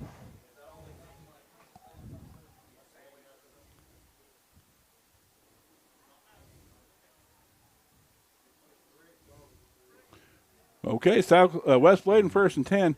But, short counter, picks up about 2-3 yards. That may be probably one of the last plays here in the first half. I think they may have to get one more off, Kevin. Nope, they're not going to have to get another play off. Yeah, I think they're waiting to blow that ready for play. There's 2 seconds in between the play clock and the game clock. Not a shot clock here, though, right? Very, very true. And once again, a quick first half, Brett. It's only 8 o'clock, and we are at halftime. Well, that's what happens when you have 2 teams that, actually run it an awful lot. West Bladen's actually thrown it a little bit more than the Stallions have, but, everything's going South Columbus' This is way. traditional high school football here in southeast North Carolina, and in particular Columbus, Bladen, and these counties that are traditional rivals. So at the end of half number 1, our score: South Columbus 27, West Bladen 8. We'll be back with our halftime guest, Jonathan Williams, Assistant Superintendent of Columbus County Schools, and we'll be back in just a few minutes with more halftime action. All right. The NFHS is headquartered in Indianapolis, Indiana, and is governed by a national council composed of 1 representative from each member association, as well as the board of directors, with members from 8 geographical sections of the United States, plus 4 at-large members.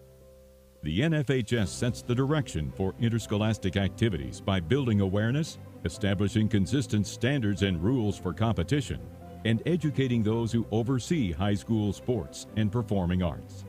To promote fair play and minimize the risk of injuries, the NFHS writes the playing rules for 17 high school sports.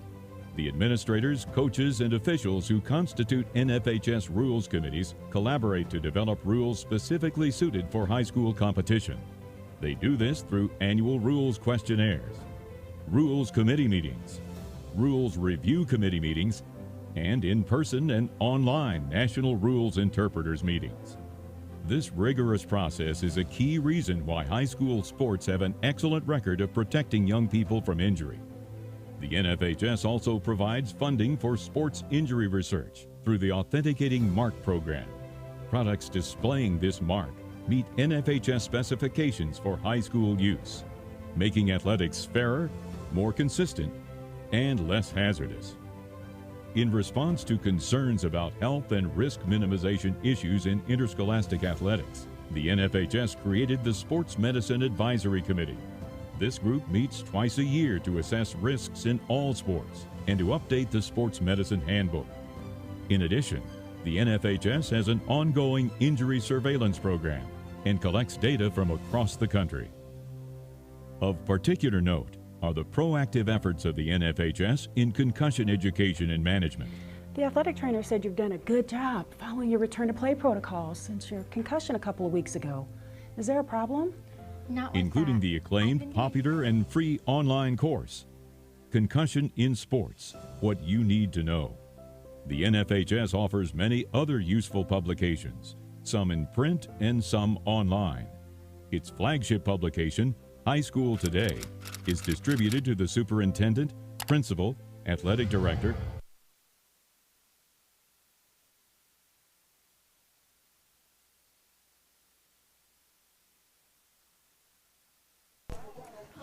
Okay, we are back here at halftime. South Columbus up 27-8. I'm here with Jonathan Williams, Assistant Superintendent of Columbus County Schools. And Dr. Williams, this week we marked the 1-year anniversary of when everything kind of went haywire.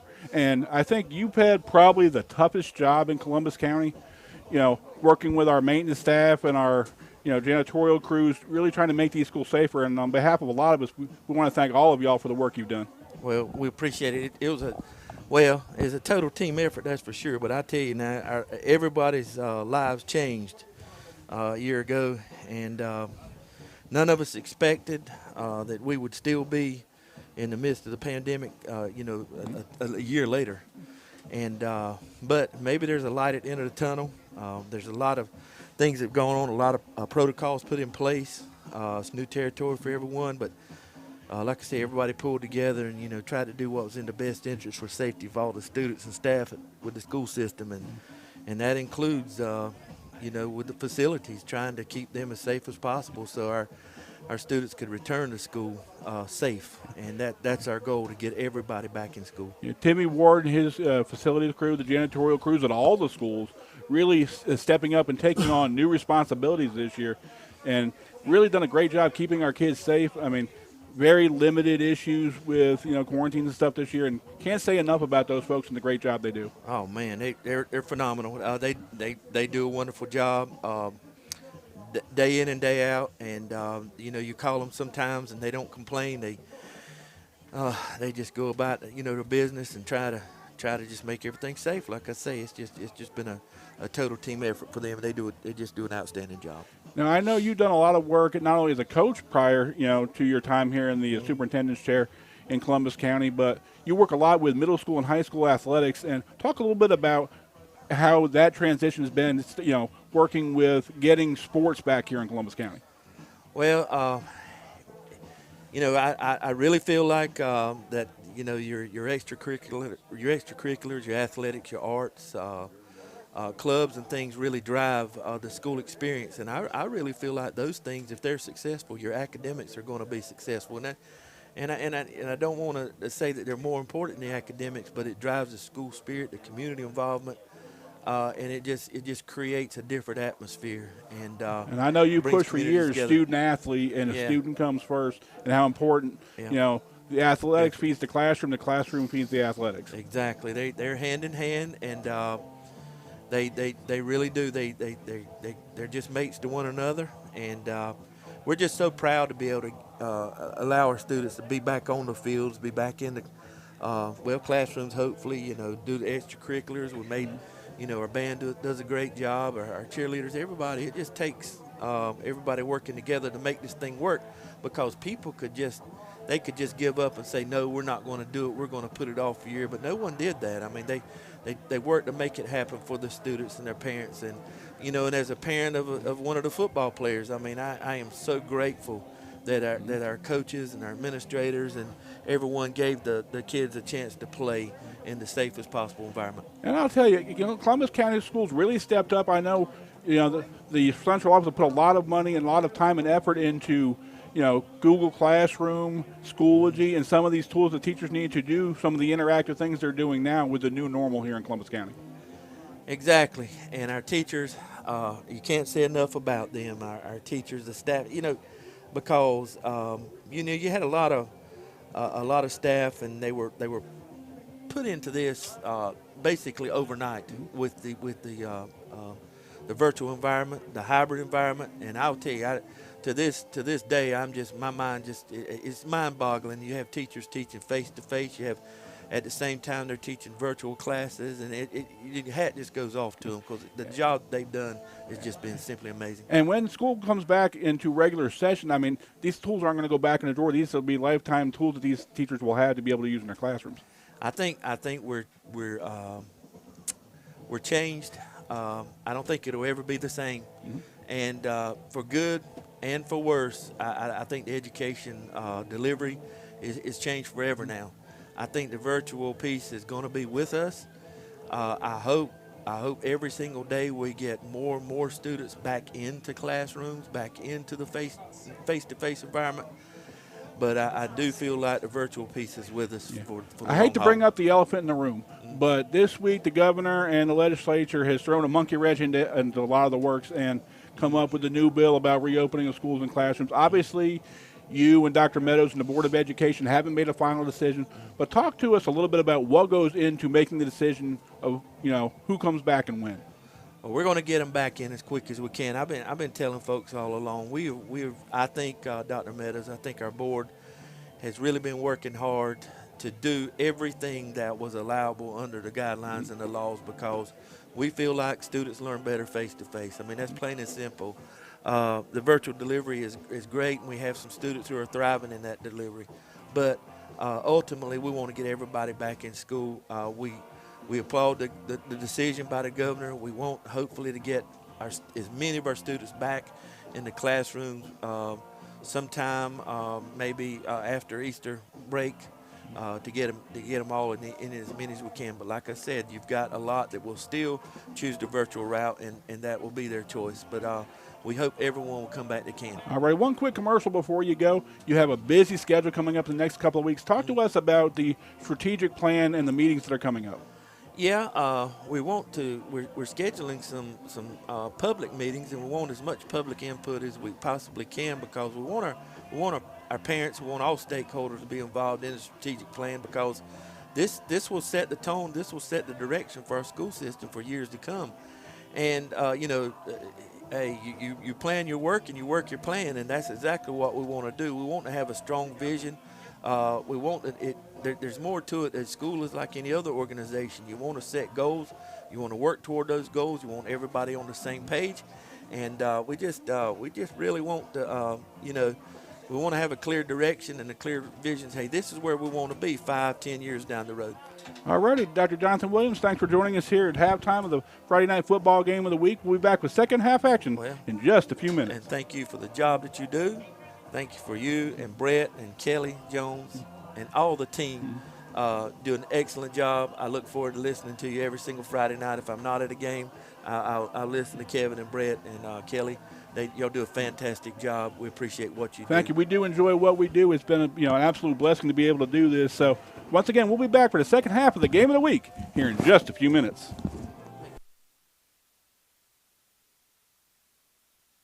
For high school coaches, NFHS Coaching Today is available on both the NFHS website and the NFHS Coach Education website. Other prominent news publications include the Court and Field Diagram Guide and the Forensic Quarterly, along with the online National High School Sports Record Book. In addition to the largest meeting in the nation for athletic directors, sponsored jointly with the National Interscholastic Athletic Administrators Association, the NFHS assembles educational leaders at the NFHS Winter Meeting and the NFHS Summer Meeting. One of the highlights of the summer meeting is the National High School Hall of Fame induction ceremony.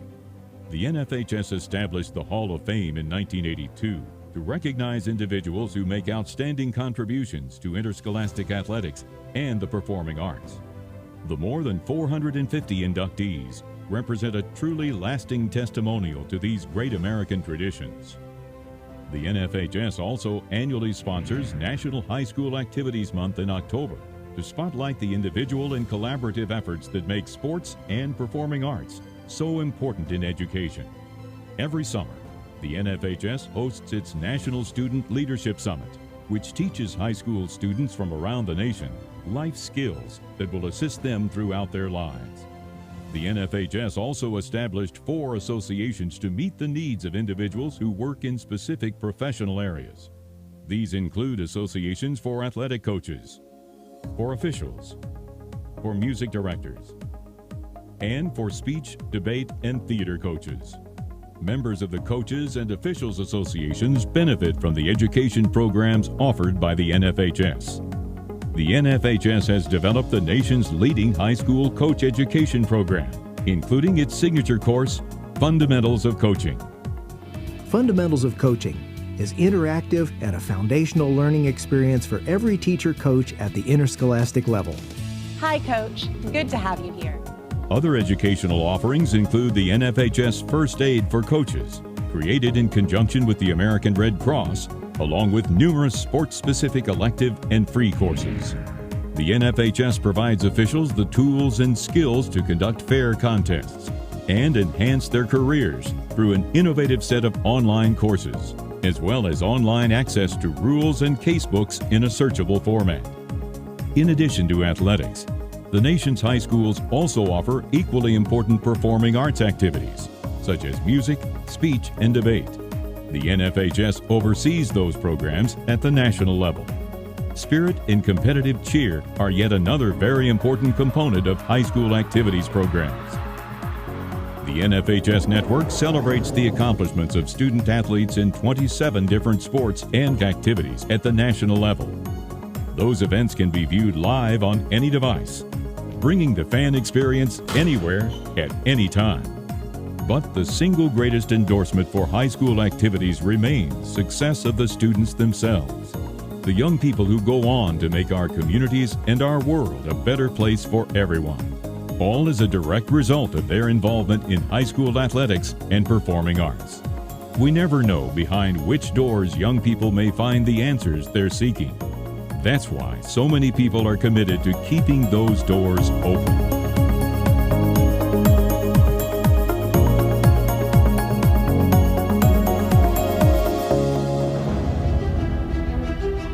Opening doors to opportunity, to good choices, and to learning. That's what high schools are all about. But an important part of the student's education lies beyond academics, in other kinds of classrooms, the ones called stadiums, gymnasiums, and school auditoriums. Here the learning comes from interacting with others and from exploring personal limits. These are the doors kept open by member associations of the National Federation of State High School Associations. The NFHS represents more than 19,000 high schools in 50 states and the District of Columbia. Their programs impact the lives of more than 11 million students, as well as their parents, families, and fans. As the national leadership organization for education-based athletic and performing arts activities, the NFHS helps students to develop good citizenship skills and healthy lifestyles, and to take part and get set for life. Founded in 1920, the NFHS is headquartered in Indianapolis, Indiana, and is governed by a national council composed of one representative from each member association, as well as the board of directors, with members from 8 geographical sections of the United States, plus 4 at-large members. The NFHS sets the direction for interscholastic activities by building awareness, establishing consistent standards and rules for competition, and educating those who oversee high school sports and performing arts. To promote fair play and minimize the risk of injuries, the NFHS writes the playing rules for 17 high school sports.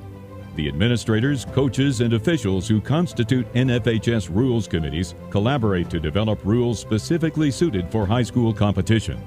They do this through annual rules questionnaires, rules committee meetings, rules review committee meetings, and in-person and online national rules interpreters meetings. This rigorous process is a key reason why high school sports have an excellent record of protecting young people from injury. The NFHS also provides...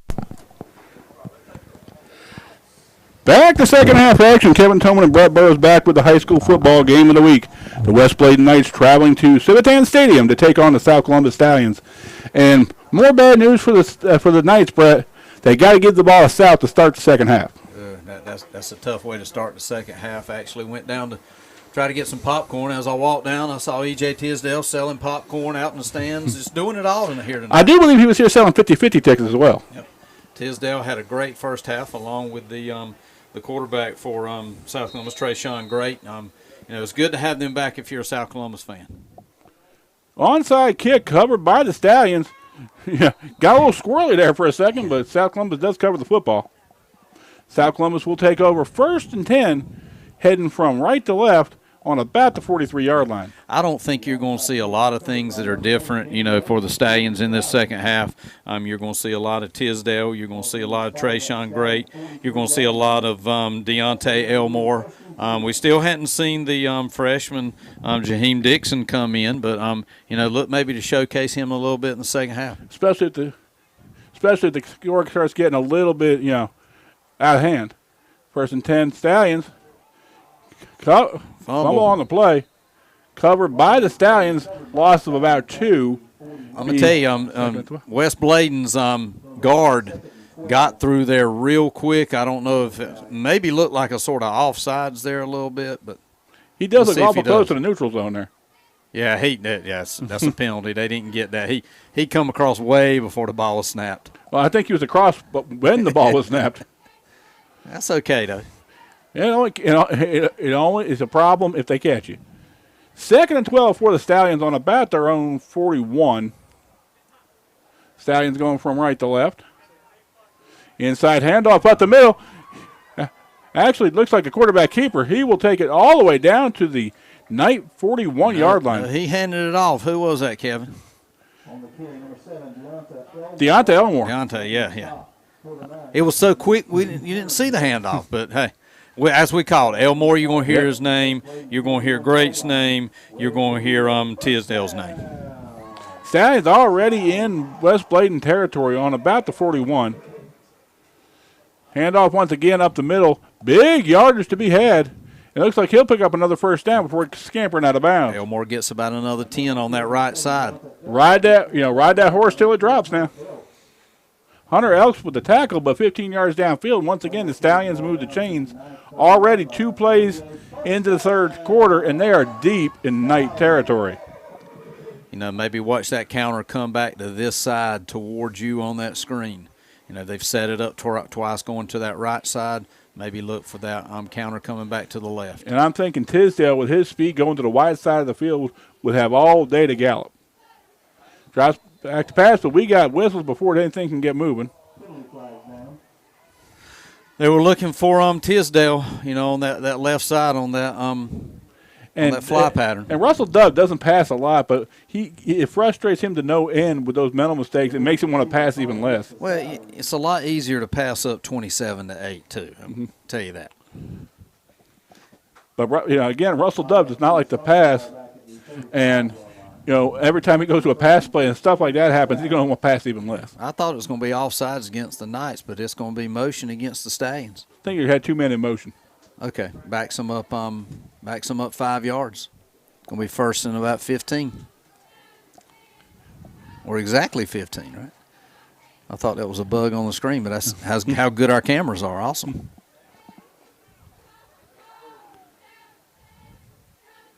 Quick pass to the outside, just out of the hands of the receiver. It'll be 2nd and 15. Yeah, threw it behind him a little bit there. The receiver actually had to step back to receive that ball. And even if he would have made the catch there because his momentum was taking him that way, probably wouldn't be a lot of game. And it's hard to throw that to that outside shoulder too, Brett. Yeah. Well, I think his back got in the way a little bit of, what he was trying to do there. Stallions in already 4-down territory have 2 plays, not just one, to pick up this 3rd down. Backside counter, he'll cut it back over to the right, pick up about 6 or 7 yards. It'll make it a manageable down and distance for the Stallions. Elmore again racking up about 7, 8, 9 yards per carry.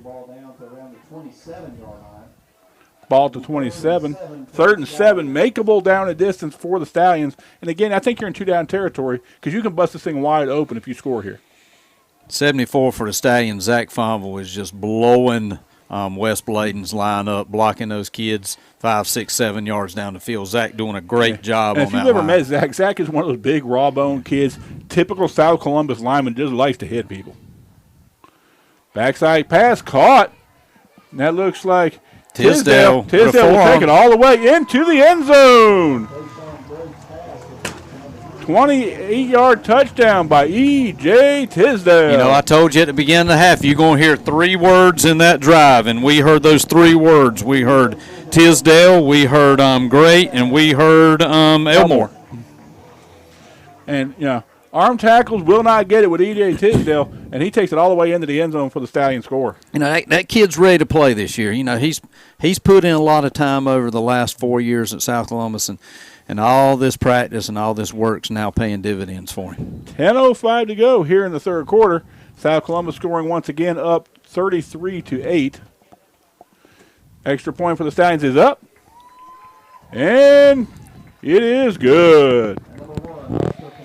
So now you can actually forget about chasing that 2 because, that's well behind the Stallions now. Stallions look awesome with, their players back. They look well-oiled. And I'm going to tell you, Kevin, we would expect a few more penalties than what we've had, 2nd game of the year, but you don't see it. And I'm going to tell you, if you're South Columbus, your future is right in front of you right now.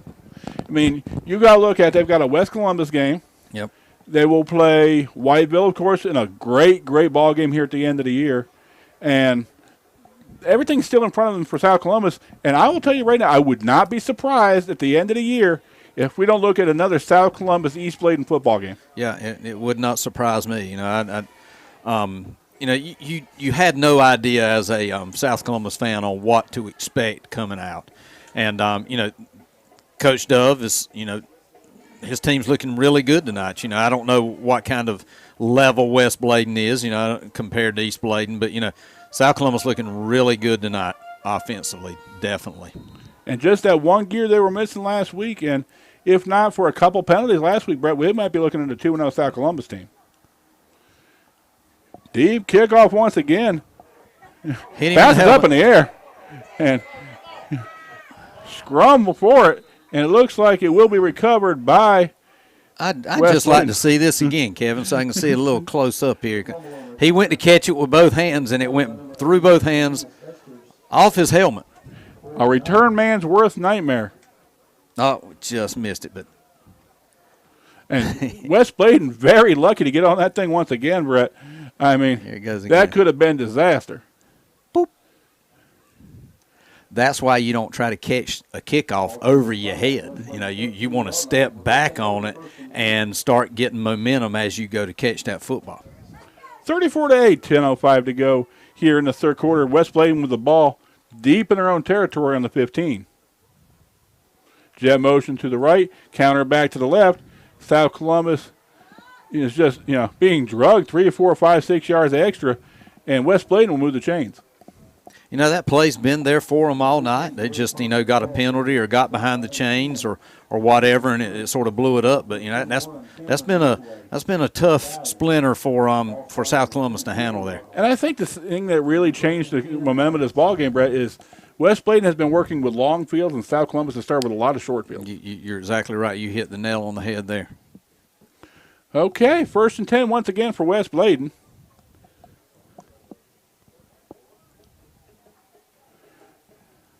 Counter once again, handoff up inside to that big fullback, and he'll pick up another 10. It looks like one with the chains once again.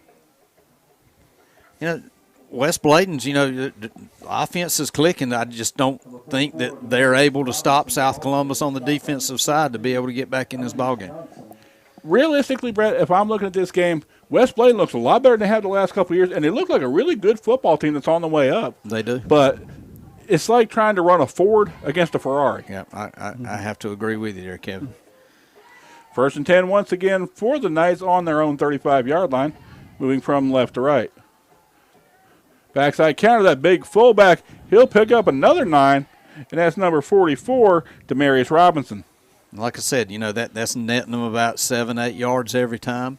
You know, and I've noticed at West Bladen, when, you know, drop back and try to, you know, throw it in some of these situations, I probably wouldn't. I mean, but you got to do something explosive to get back into this ballgame. I mean, I think being down 3 scores, you can only do this 10 yards at a time for so long before you need to take that shot. Because you're going to have to give the ball back to South Columbus, and you've shown that you're unable to stop them all night.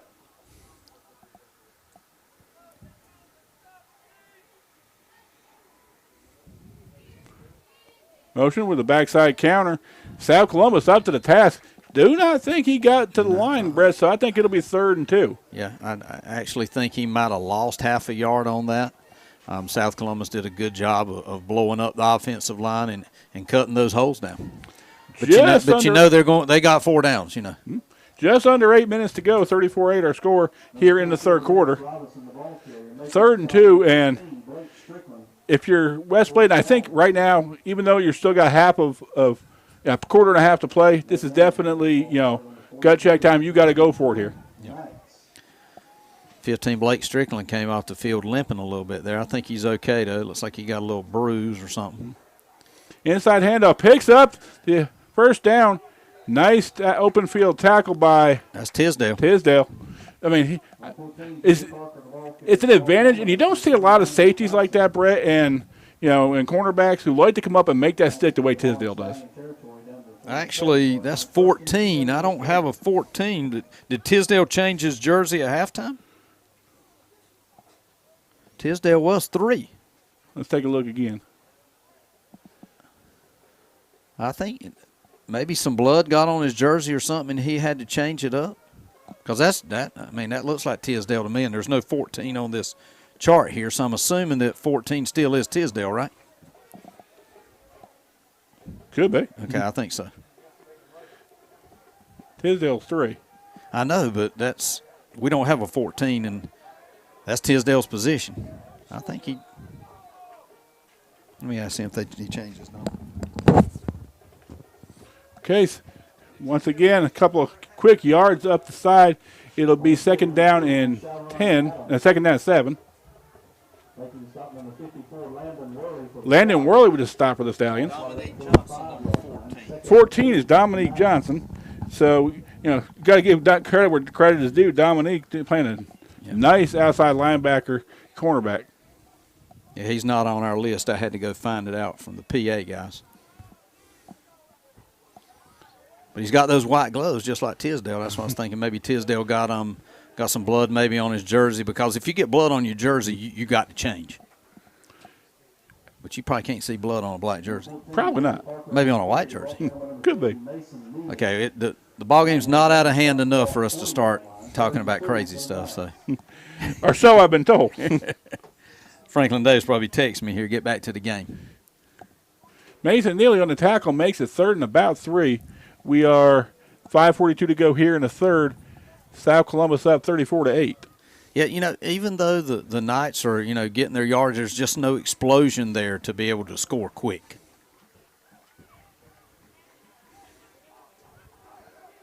That's not the way. Oh.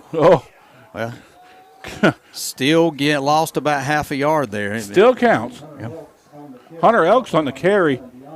Deonta Elmore with, I wouldn't say a shoestring, but maybe a shoulder pad lace. Yep, that brings him down. Just broke his balance just enough. Looks like it'll be 4th and 4 for the Knights. Doesn't have to get all of them, just has to get enough. 4th and 4 for the Knights on the South Columbus 41-yard line. And, Brett, I don't think we're at quite desperation time yet, but if we're not there, we're getting there soon. And if you're West Bladen, you need to pick up this first down. Yeah, you do. And, this is where they've ran out of gas a little bit when they get to that 4th down and just can't quite get the yardage that they need. I think they've been half a yard short on 4th down twice. The 40-second clock just about expired before West Bladen calls timeout. And you don't have to get real fancy here, Brett. I think you stick with your bread and butter. But, what's your play call here on 4th and 4? Jet motion counter. I mean, that's what they've ran about all night. I can see them running that again. I would probably run it to the wide side of the field. We'll see what happens. Maybe back home you can tell us what you think they're going to run. By the way, Franklin has reminded us that Tyshawn Grade is doing all the Stallions quarterbacking except for one play tonight. Okay. And he is having trouble seeing the number 2 as well. Okay. If you're out there watching us, Franklin, please do let us know that updated East Bladen score. Here we go. What we're going to have. We're going to overload. Student body shift to the left. Yep. Quarterback keeper. He'll try to cut it up. He's not going to get it. Oh, he got out of that. Yeah. I thought he got caught from the backside, but he still didn't get it, Kevin. South Columbus, I mean, you can go with East and West as far as you want, but he was not able to turn that corner, Brett, and therefore not able to pick up the first down, and South Columbus takes over 1st and 10. I would have probably went with that jet motion counter there, Kevin.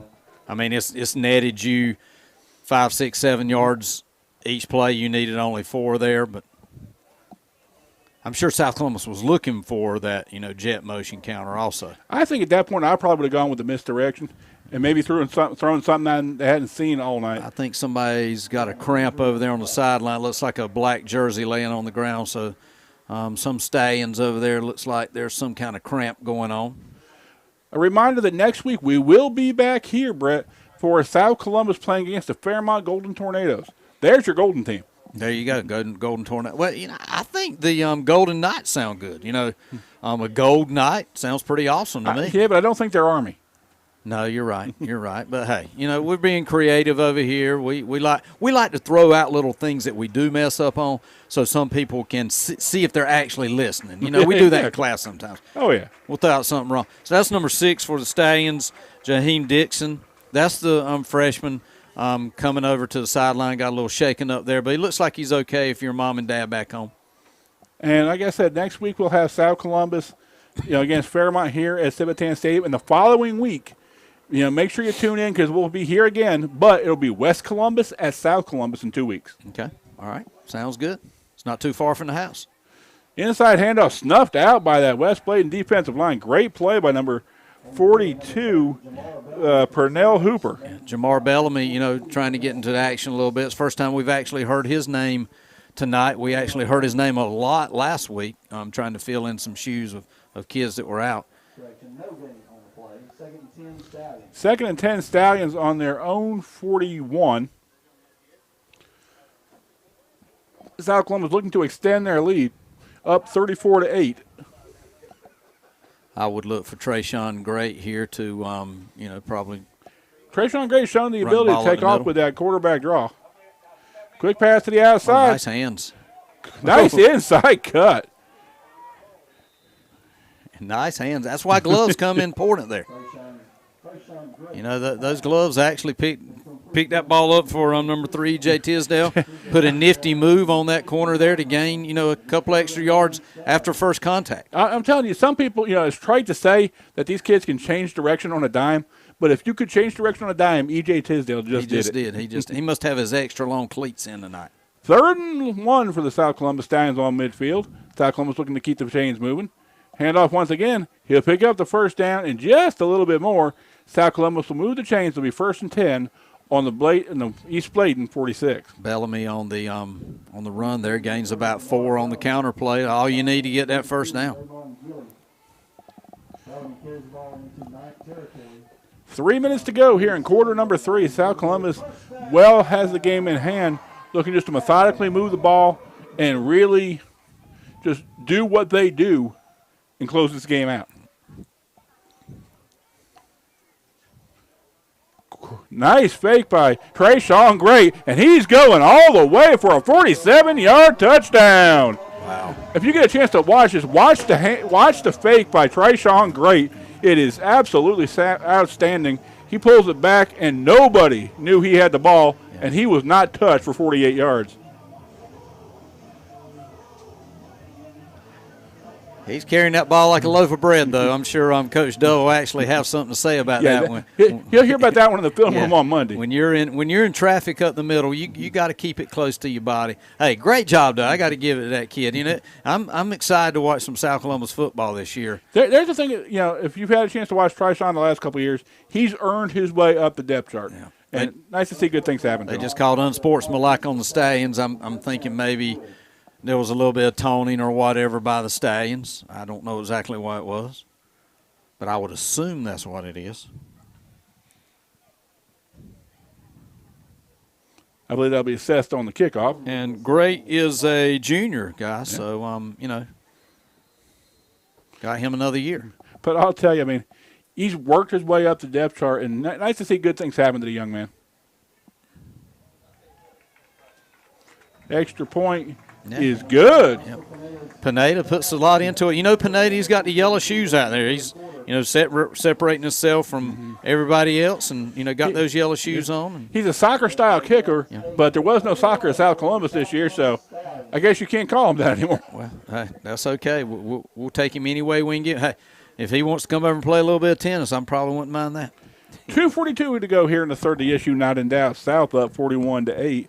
And at what point do you start thinking about maybe taking either Great or Tisdale or Elmore out and really getting these young guys a look who got some good time last week and really just trying to keep people healthy for the next couple of weeks? Well, sporadically you'll put them in or give them a break, but, these kids want to play. They don't care if it's 41-8. Tisdale, Great, Dixon, these guys don't want to come out. They want to play. But, these other kids on the sideline, they want some playing time. So sporadically you'll see Coach Dove bring them in and out. I don't think you'll see it in the third quarter. You'll see it more in the fourth quarter. I think right now you're looking at a good opportunity to mix and match some of these pieces that you saw last week, like a Dixon, and to see how he, works with that first unit. Maybe getting, a couple reps here, a couple reps there. And, if the quicker these young men grow up, the second and third teamers, the better this Italian team is going to be when it comes crunch time and we get into the playoffs. Yeah, you'll see that South Columbus has backed up 15 yards on the kickoff because of the penalty. So, they'll be kicking from their 25 instead of the 40. But I'll tell you, the way the Pineda's been kicking, I don't think it's going to matter. Well, hey, what you got to lose here? Kick it deep and let's roll. Pooh's kick takes a high bounce just past half midfield. Almost at half court. We're still in basketball season. That's okay. West Bladen will take it at about the 47 and drop and down the ball, and they'll take over 1st and 10 on their own 47. Look for South Columbus defense to be, hyped up. They've been resting a long time over there, so, look for this defense to come up and start, popping some nights. Rules specifically suited for high school competition. They do this through annual. 1st and 10 for the Knights, going from left to right. Just a few minutes to go here in the third quarter. Handoff once again. Cuts it back across the grain, and he'll pick up the first down. And West Bladen will move the chains. 44 there, Demarius Robinson. He's a big boy, but he can move laterally really quick. He's got some great agility with him feet. You don't get those big backs, that can move like that very often. And West Bladen has 2 or 3. Picking his way through that line with the nimbleness of a tailback. And West Bladen's offense hadn't been bad. They just ran out of gas. They run out of gas on downs. Counter once again picks up another 10, and they'll move the chains. And West Bladen getting dangerously close to red zone territory. If you'll notice something about West Bladen's offense and what's happened, their first 2-3 downs when they get the ball, they gain about 10 yards. And then it's like they get tired or something, Kevin, and they can't actually, extend the drive out. We'll see if that holds true on this drive.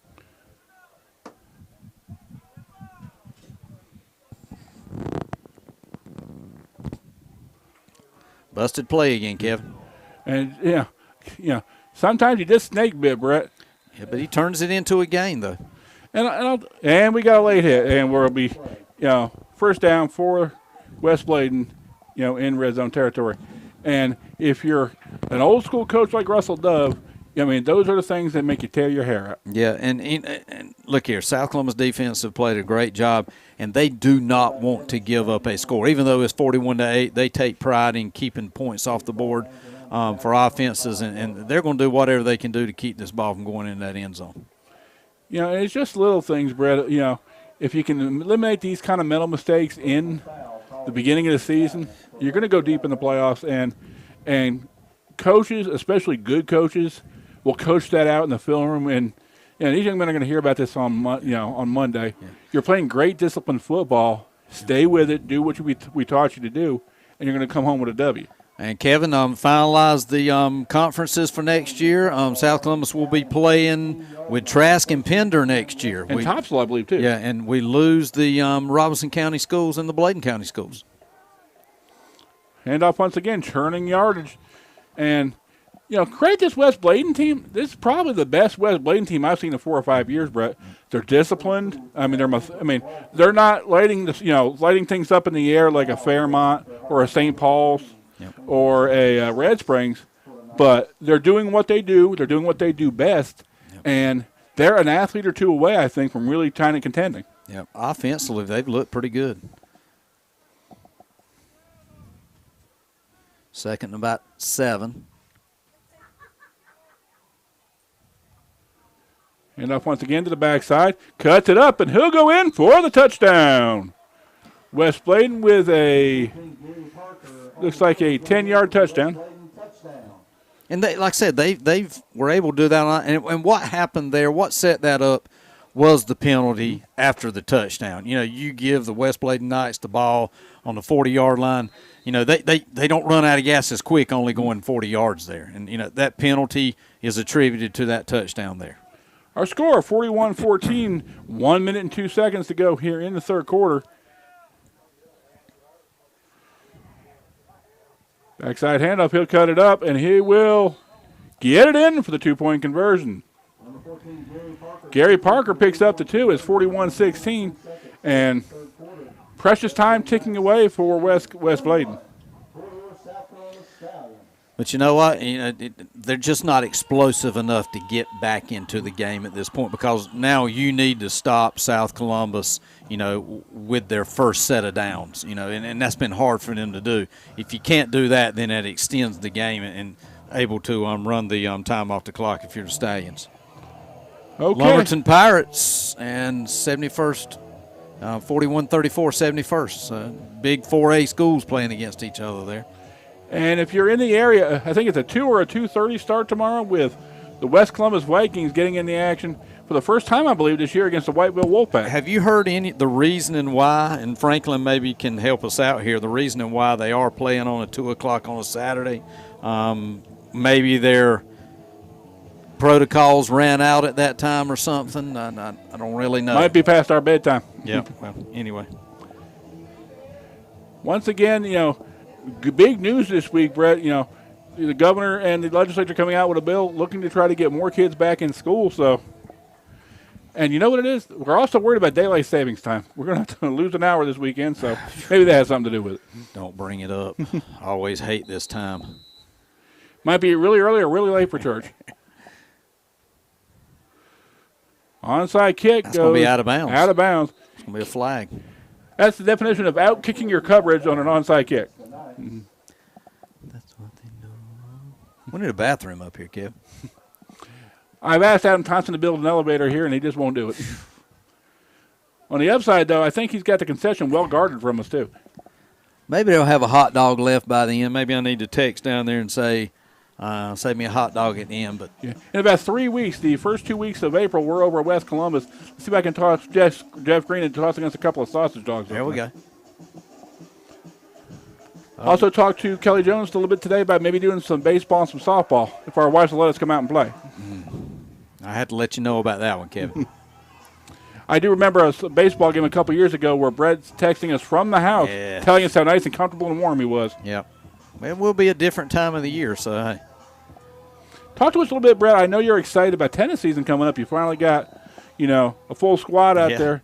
And tell us what to look for at South Columbus tennis this year. I tell you what, we're going to be young. We got 3 really good players and 3 young ones. So we're going to hope that we can come out and win a couple of games. It's been tough trying to get some players out there with, COVID protocols and kids being virtual and stuff like that. But we found a way to get 6 people. I found out today that there's a couple of schools that are not going to have a team. So, it's going to be a different year, especially in tennis and other sports. But like I said, 4 teams, 4 sports kick up next week in this conference. Okay, Dixon, a victim of look out below blocking and lost a bunch of yards at 2nd and 16 for the Stallions. Inside handoff, cuts it back up. We'll get it back to the original line of scrimmage where it'll be 3rd and 10. And time quickly becoming a fact. That's probably going to be the last play of the third quarter, Brett. And looking forward to a lot of good stuff coming as things get warmer out, daylight gets longer, and if you get a chance, are you going to be able to have spectators at tennis this year? Yes. Just like this, all the spectators do have to have masks. One good thing, though, that in singles play, kids do not have to wear masks, so that's a positive. North Carolina High School Athletic Association made that decision that, it was safe for those players to play. But on doubles, they do have to wear masks. I'm a little concerned that, we're getting into the spring and summertime, especially with the girls' season, not finishing up till probably June and having to wear masks. So, heat with something over your mouth is going to be pretty rough. So we'll see what happens there. But we're all excited, golf, softball, tennis, soccer. And unfortunately for some of our kids, report cards do come out in the next week or two. I know at CCCA, our 9 weeks ended yesterday. Our grades are due on Tuesday. Our report cards are coming out for CCCA students on Thursday. How about South Columbus and the rest of Columbus County School? It's the same thing. Actually, I thought the 9 weeks ended last week, so I actually got my grades in a little bit early, but then they told me we got another week to go, so I had to add those in. I was trying to be studious and getting my stuff in, and it caught up with me. But we're starting that last 9 weeks, man. We're on the downfall here. 3rd and 10 for South Columbus. Inside hand, tries to bounce it out, picks it up, maybe a yard or two, drops the football, and Stallions living dangerously all night. might have got caught, and they did. West Bladen football going back the other direction. Well, that's not the way that play was not designed to go to the outside. He saw that it was, choked up in the middle there, and 14 did a great job of, pursuit and knocking the ball away. And South Columbus have been living dangerously all night, holding that ball out there like it's a loaf of bread. We did speak about that. You're and right. I tell you, Russell Dove, Quinlan Hammond, and the rest of that offensive staff are going to chew that up over the weekend. Well, what they're going to do, they're going to show these kids this video, and they're going to show Trayshawn, Trayshawn, you got this ball out here dangling. I remember Coach Holly said, you carrying a loaf of bread, son. That's something that, that will change. Okay, 1st and 10 West Bladen on their own 45. Inside handoff, rumbling, bumbling, stumbling, and he looks like he's going to go a long way down the field. I'm going to tell you what, don't count these West Bladen nights out. I mean, their offenses look really good all night. That they get the ball again on the 50-yard line. They got this shorter field here. So, let's see, can they cash in? Robinson on the carry, number 44, that is, Demarius Robinson, and he picks up a big chunk of yardage, and all the way down to the South Columbus, looks like the 29. They did what they needed to do. They had a turnover. They got something going. Inside handoff stopped at the line by the Stallions. And with a 25-point lead and needing 3 scores, West Bladen has shown the ability to be successful playing methodical football. Do they have enough ticks on the clock left to play methodical football and win the game, Brett? There's going to have to be some big plays involved there, and I just don't know if West Bladen's got big play potential in their offense. 2nd and about 12 for West Bladen, moving from right to left. 10:50 to go here in the 4th quarter. Precious seconds ticking away.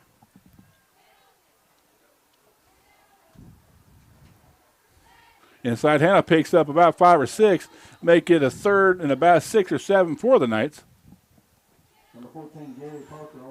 Like I said, they can, they can chew up those 4, 5, 6 yards. It's just, can they sustain it? How hard is it, as a high school football player and a high school coaching staff, to remain patient in a situation like this? Well, you got to understand that, the clock's still ticking, and, you get a little antsy about trying to score quick, but a lot of times you don't have to score quick. Just run your offense and then make stops, and that's what West Bladen's doing now. They run their offense. They made a stop. They got a turnover. They got the ball back, and they're marching to try to score again.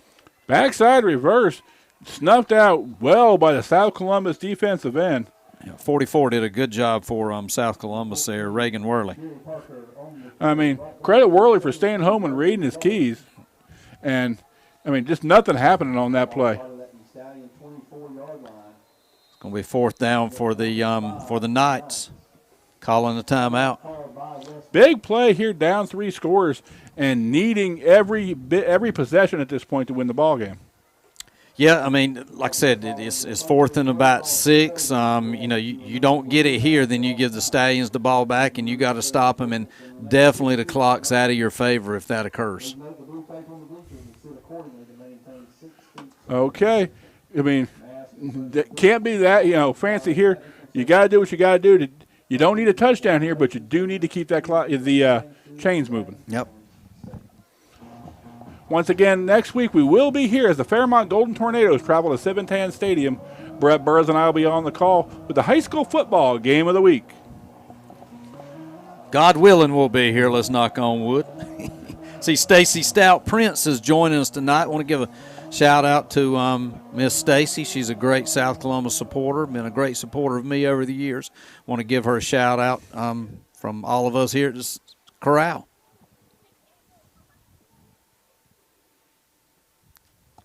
High snap, rolls out to the right, going to throw it, and just out of the reach of his receiver, and it will go over on down. Sometimes I wonder why you roll your left-handed quarterback that way. It seems like you'd roll him to where it be he had to throw across his body there, Kevin, and he was unable to make as we're watching the replay, talk to me about the dynamics of throwing against your body like that.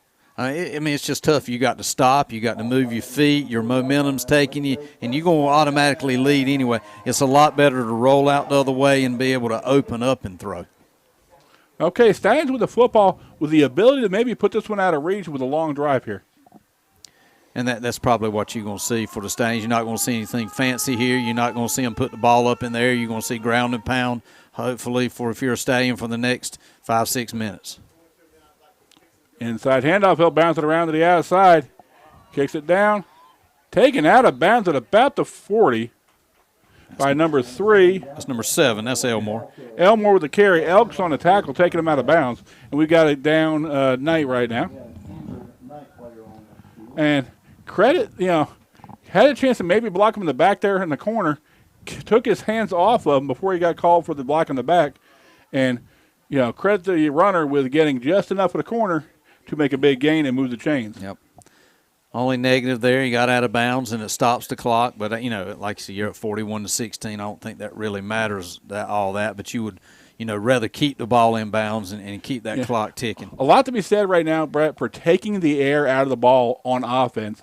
Tell me how you do that as a football team. Well, you got to understand, situational stuff. You got to tell your kids, hey, we're up 41-6. What we need to do is just run time off that clock. And they have specific plays that are put in there to run time off the clock. You got your straight gives, you got your counters and stuff. You don't usually go to a lot of sweeps when you're trying to run time off the clock because there's a better chance of you going out of bounds. So, look at moving that ball a lot north and south, and that's what South Columbus is going to do. I also think if you're Trayshawn Gray, you take that 25-second clock down as far as you can get it to go before you snap the football. Yep, that's exactly. And you've got the 25-second clock in both end zones. You're able to see it. You're able to set your cadence up and do whatever. And one thing we have not seen this week that we saw a lot last week was, trying to get the defense to jump. That was part of the offense last week.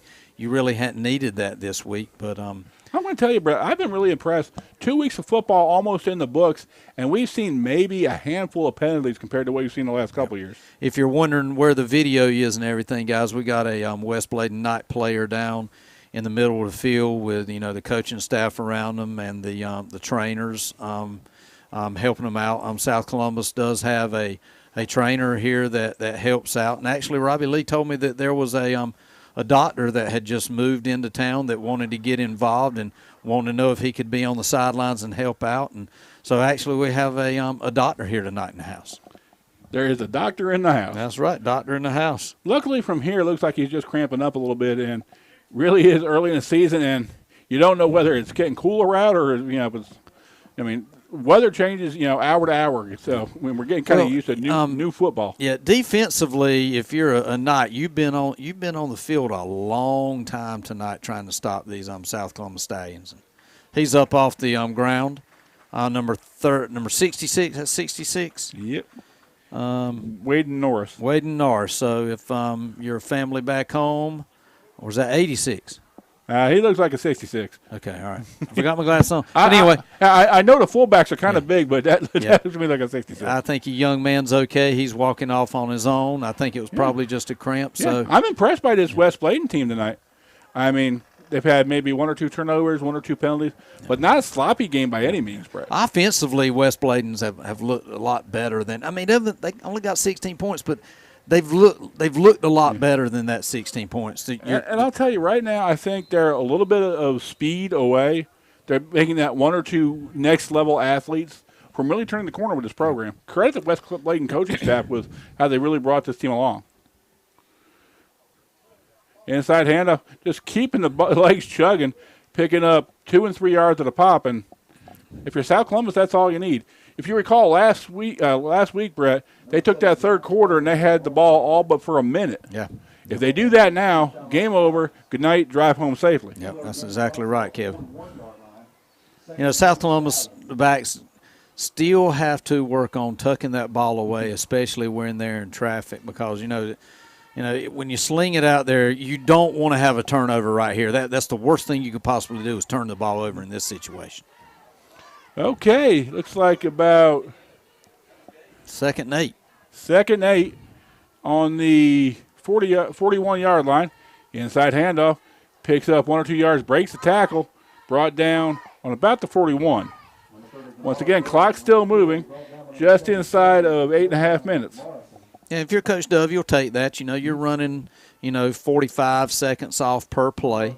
You may not be gaining a lot of yardage, but you're gaining by cutting some clock off. It's almost the same as using the sideline as your friend in basketball. If you're West Bladen, you're not only fighting South Columbus right now, you're fighting the clock. Yeah, that's true. And it's bad when you got to fight two things, clock and opponent. Usually don't bode well for you. Quarterback keeper by Tryshawn Great. He'll take the ball up the field, cut inside, pick up another first down, bring the ball all the way down to the East Bladen 38. It also helps when you got Great back there that can, give you an explosive play at any time and move the chains for you. So a new set of downs going to run off at least 3 minutes for the Stallions. The only problem is Great is now on the sideline. Is he shaking up a little bit or just coming? He was having trouble getting up there a little bit. Okay. And it might be one of those things, hey, let's go ahead and put him on the sidelines and let's finish it up with our second-string quarterback here. Is that Norris back there? I think it is. Wow. Quarterback keeper by number Landon Norris, 8, Landon Norris. Norris, I think, did enough last week to really earn himself some snaps this week. Oh, I agree. I agree with Coach Dove putting him out there. He did a great job last week for the Stallions. He knows how to run this offense, and you never know when he has to step up. In another game. Like you told last week. You're a quarantine away from something. So. And I'll tell you something. That young man, like I said, earned some snaps, and I hope he had a chance to walk down the hall of South Columbus this week with, his chest puffed out a little bit because he did a heck of a job for South Columbus. He did.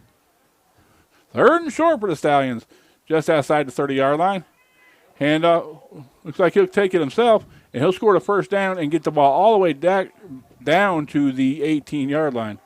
More yards in 2 carries than he had all last week. I don't remember him actually running much last week, but that's what you want to do. You're just running time off the clock. It keeps ticking off. We're at 3:30.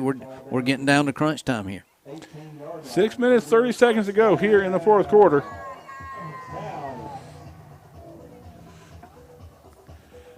Precious seconds ticking away. Not a lot of snaps left if you're the Knights.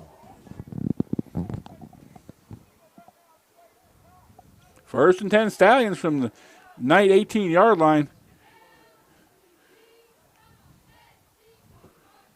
Norris hands off on the backside counter. Swallowed up by the Knight defense. Again, if you're Wessel Dove, you don't mind that one bit as long as that clock keeps running. Yeah. Just checking some texts from Franklin Davis. He sent me one at halftime. I'm just getting it now. Talking about time of possession. First half, West Bladen had the ball 15 minutes and 51 seconds. South Columbus had it 8 minutes. So time of possession for the last 2 weeks means totally nothing. Throw out the baby with the bathwater. These statistics that we like to shout off to you each and every week. Sometimes they're fool's gold. You can read into the numbers what you want. It's like polling data, Brett. I agree. It don't always bid correct. Norris on the keeper. He'll take it. He'll get around the corner. Looks to get the ball close to scoring. Just misses the end zone, but he'll make it first and goal, South Columbus. You know what I'm going to do right here, Kevin? What? I'm going to give Norris the ball again. 4 times in a row. Again. I'm going to give it to him again. I might give it to him 4 times in a row right here, like you said. I'm going to tell you right now, if I'm Russell Dove, you want to reward that young man for the effort he put in last week? Yep. You give him the ball 4 times in a row, and you let him score that touchdown. Yep. And let him take the ball home, put it on his bedstand. Oh, yeah.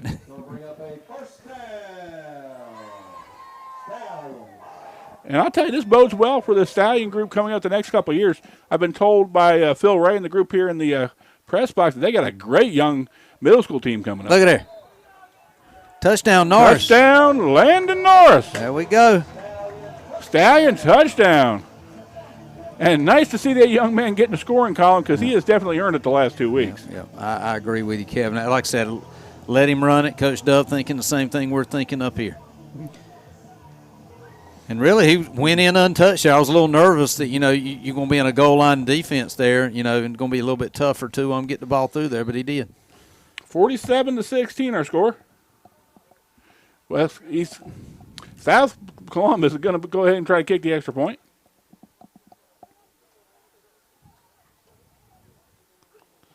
Kick is up. Looks good, Kevin. And it is good.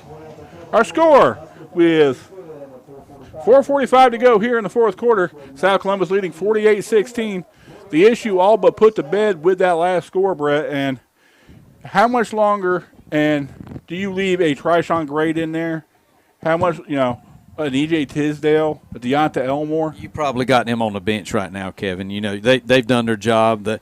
It's time for them to get paid and celebrate the other guys going out there and gaining some yards and stuff like that. And South Columbus with a lot to look forward to.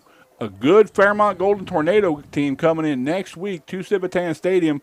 And if you've ever had a chance to see those two teams play, it is always good theater. Yeah, you never know what kind of team's going to show up. This team tonight looks totally different than what we saw last week. So I'll tell you, I think a lot of the football in Bladen County is really picking up. I mean, East Bladen traditionally very strong, but this West Bladen program looked like it's on the way up. Yeah, they got a lot of good. I've seen a lot of good things, especially offensively for the Knights tonight.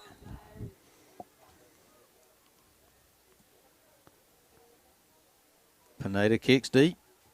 Yep. He is just aces at that. It looks like it'll go all the way into the end zone for the first South Columbus touchback in several years. Yep, that's true. Maybe that's what he was trying to do last week. That's our trivia question for this week, Brett. When's the last time South Columbus had a touchback on a kickoff? It don't happen an awful lot. I mean, in high school football, you don't see it a lot anyway. But they can't return it out of the end zone, so it's dead there and it goes to the 20. But like I said, it always helps when you put that team on the 20-yard line and West Bladen 80 yards to go for pay dirt. I just don't see it happening, Kev. Down 32. There ain't a lot of plays for that at some point with 4:45 to go here in the ballgame. Yeah, I just don't think they got enough explosion to be able to march it down 80 yards in 4 minutes. But I have been proven wrong before. I don't think there's a stimulus coming for that. Handoff once again up the middle, breaks a couple of tackles.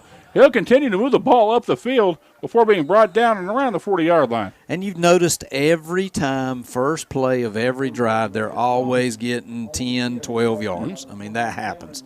And then they'll come back and get about another 10, but it seems like after those they start getting a little bit winded. We'll see if that, happens here. That big fullback has been done it all night long. Yep. Now, granted, there may be some substitutes in there defensively that could cause them to have some explosion plays. Look once again for that fullback on first down. And he'll take it back this side, just grinding it out, picking up 3 and 4. Just not enough time left if you're a Knight, Brett, to pick up the yardage and the points needed to get back in this ballgame. Yeah, the clock is your enemy right now. South Columbus is not your enemy. Like you said, the outcome's little in doubt. So just a reminder, as long as the outcome's not in doubt, a couple of quick things Brett and I want to remind you of. It is daylight savings time this week, so make sure you turn your clocks ahead Saturday night. Make sure you're on time for church. Touch in the backfield and brought down by the South Columbus defenders. And this one about put to bed. A reminder that next Saturday, Brett, is the first day of spring. Okay, awesome. It felt like spring a little bit today. I noticed that my grass is starting to peek through a little green. I always get excited when I see the green grass coming. I love to mow grass. And it gets that time of year you can get out there and start thinking about some things on your own, throwing in some music. So it's that good time of year. And the old softball coach in you probably remembers, getting ready, starting to throw that ball a little bit. Well, actually, talking about keeping the green grass growing, I used to pay Robbie Lee to actually get my field ready for me every year. That's a secret I can give up now. 44 again, getting about that 12 yards every carry. And stopping the clock, which, again, 2:50 to go. There's not a lot of plays for that.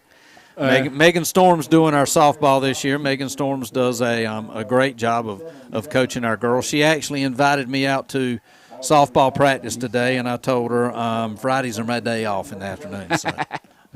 And I hear you've got a number of tires you're looking to get rid of, Brett. Oh, yeah, I got some tires. My dad actually retired, and we got a couple of used tires that we're trying to get rid of. My dad worked out there since 1948, so great retirement, happy retirement to my dad.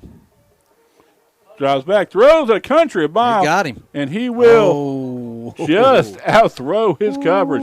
That's the second time today he's missed it by just footsteps. Yeah, that ball was there. That's probably a ball that probably should have been caught. Number 3, you're laying in your bed tonight and say, dang, I could have made that catch. Now, we also have Brett's sports memorabilia collection. If you had a chance, you're looking for a Mackenzie Gore rookie card, if you're looking for some of the more hard-to-find merchandise, you see, Actually, he pitched last night, Kevin. I actually watched that. Had 4 strikeouts in 2 innings. Did give up 2 runs in that second inning, though. But, hey, he's pitching against major league performers. Quarterback keeper nice. throws up a nice ball fake. He'll take the corner, and he will look to get all the way. He stepped out of bounds. And let's see where he stepped out of bounds. He stepped out of bounds. Yeah. The referee couldn't quite keep up with him, but he did.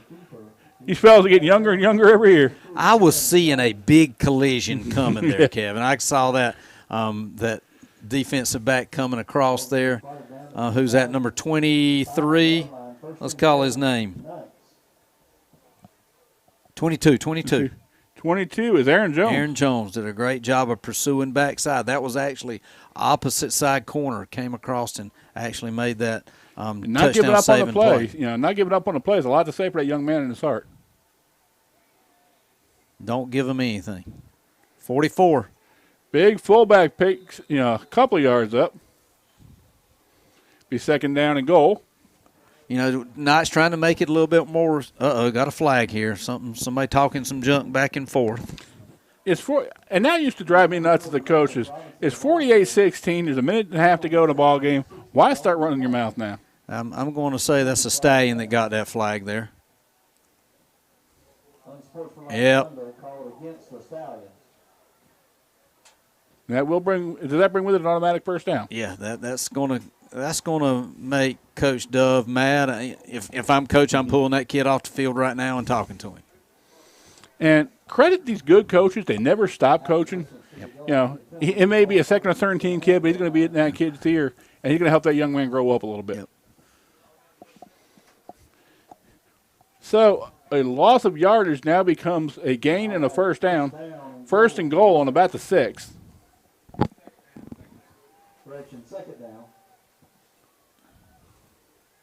Quarterback keeper around the right corner. He'll take it in. He'll go in for the touchdown. Gary Parker for the blank touchdown. Like I said, Kevin, I haven't had anything bad to say about the West Bladen offense. They've come to play tonight against a really good South Columbus defense. Just a couple of turnovers or not getting the ball, getting behind the chains a little bit has caused them to slow down. But offensively, they've looked pretty good.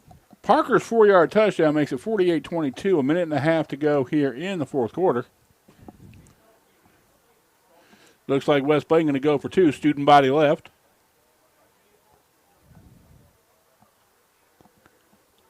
They go to the counter out of that. He'll take it in for the 2-point conversion. And that's number 2, Cheyenne Adams.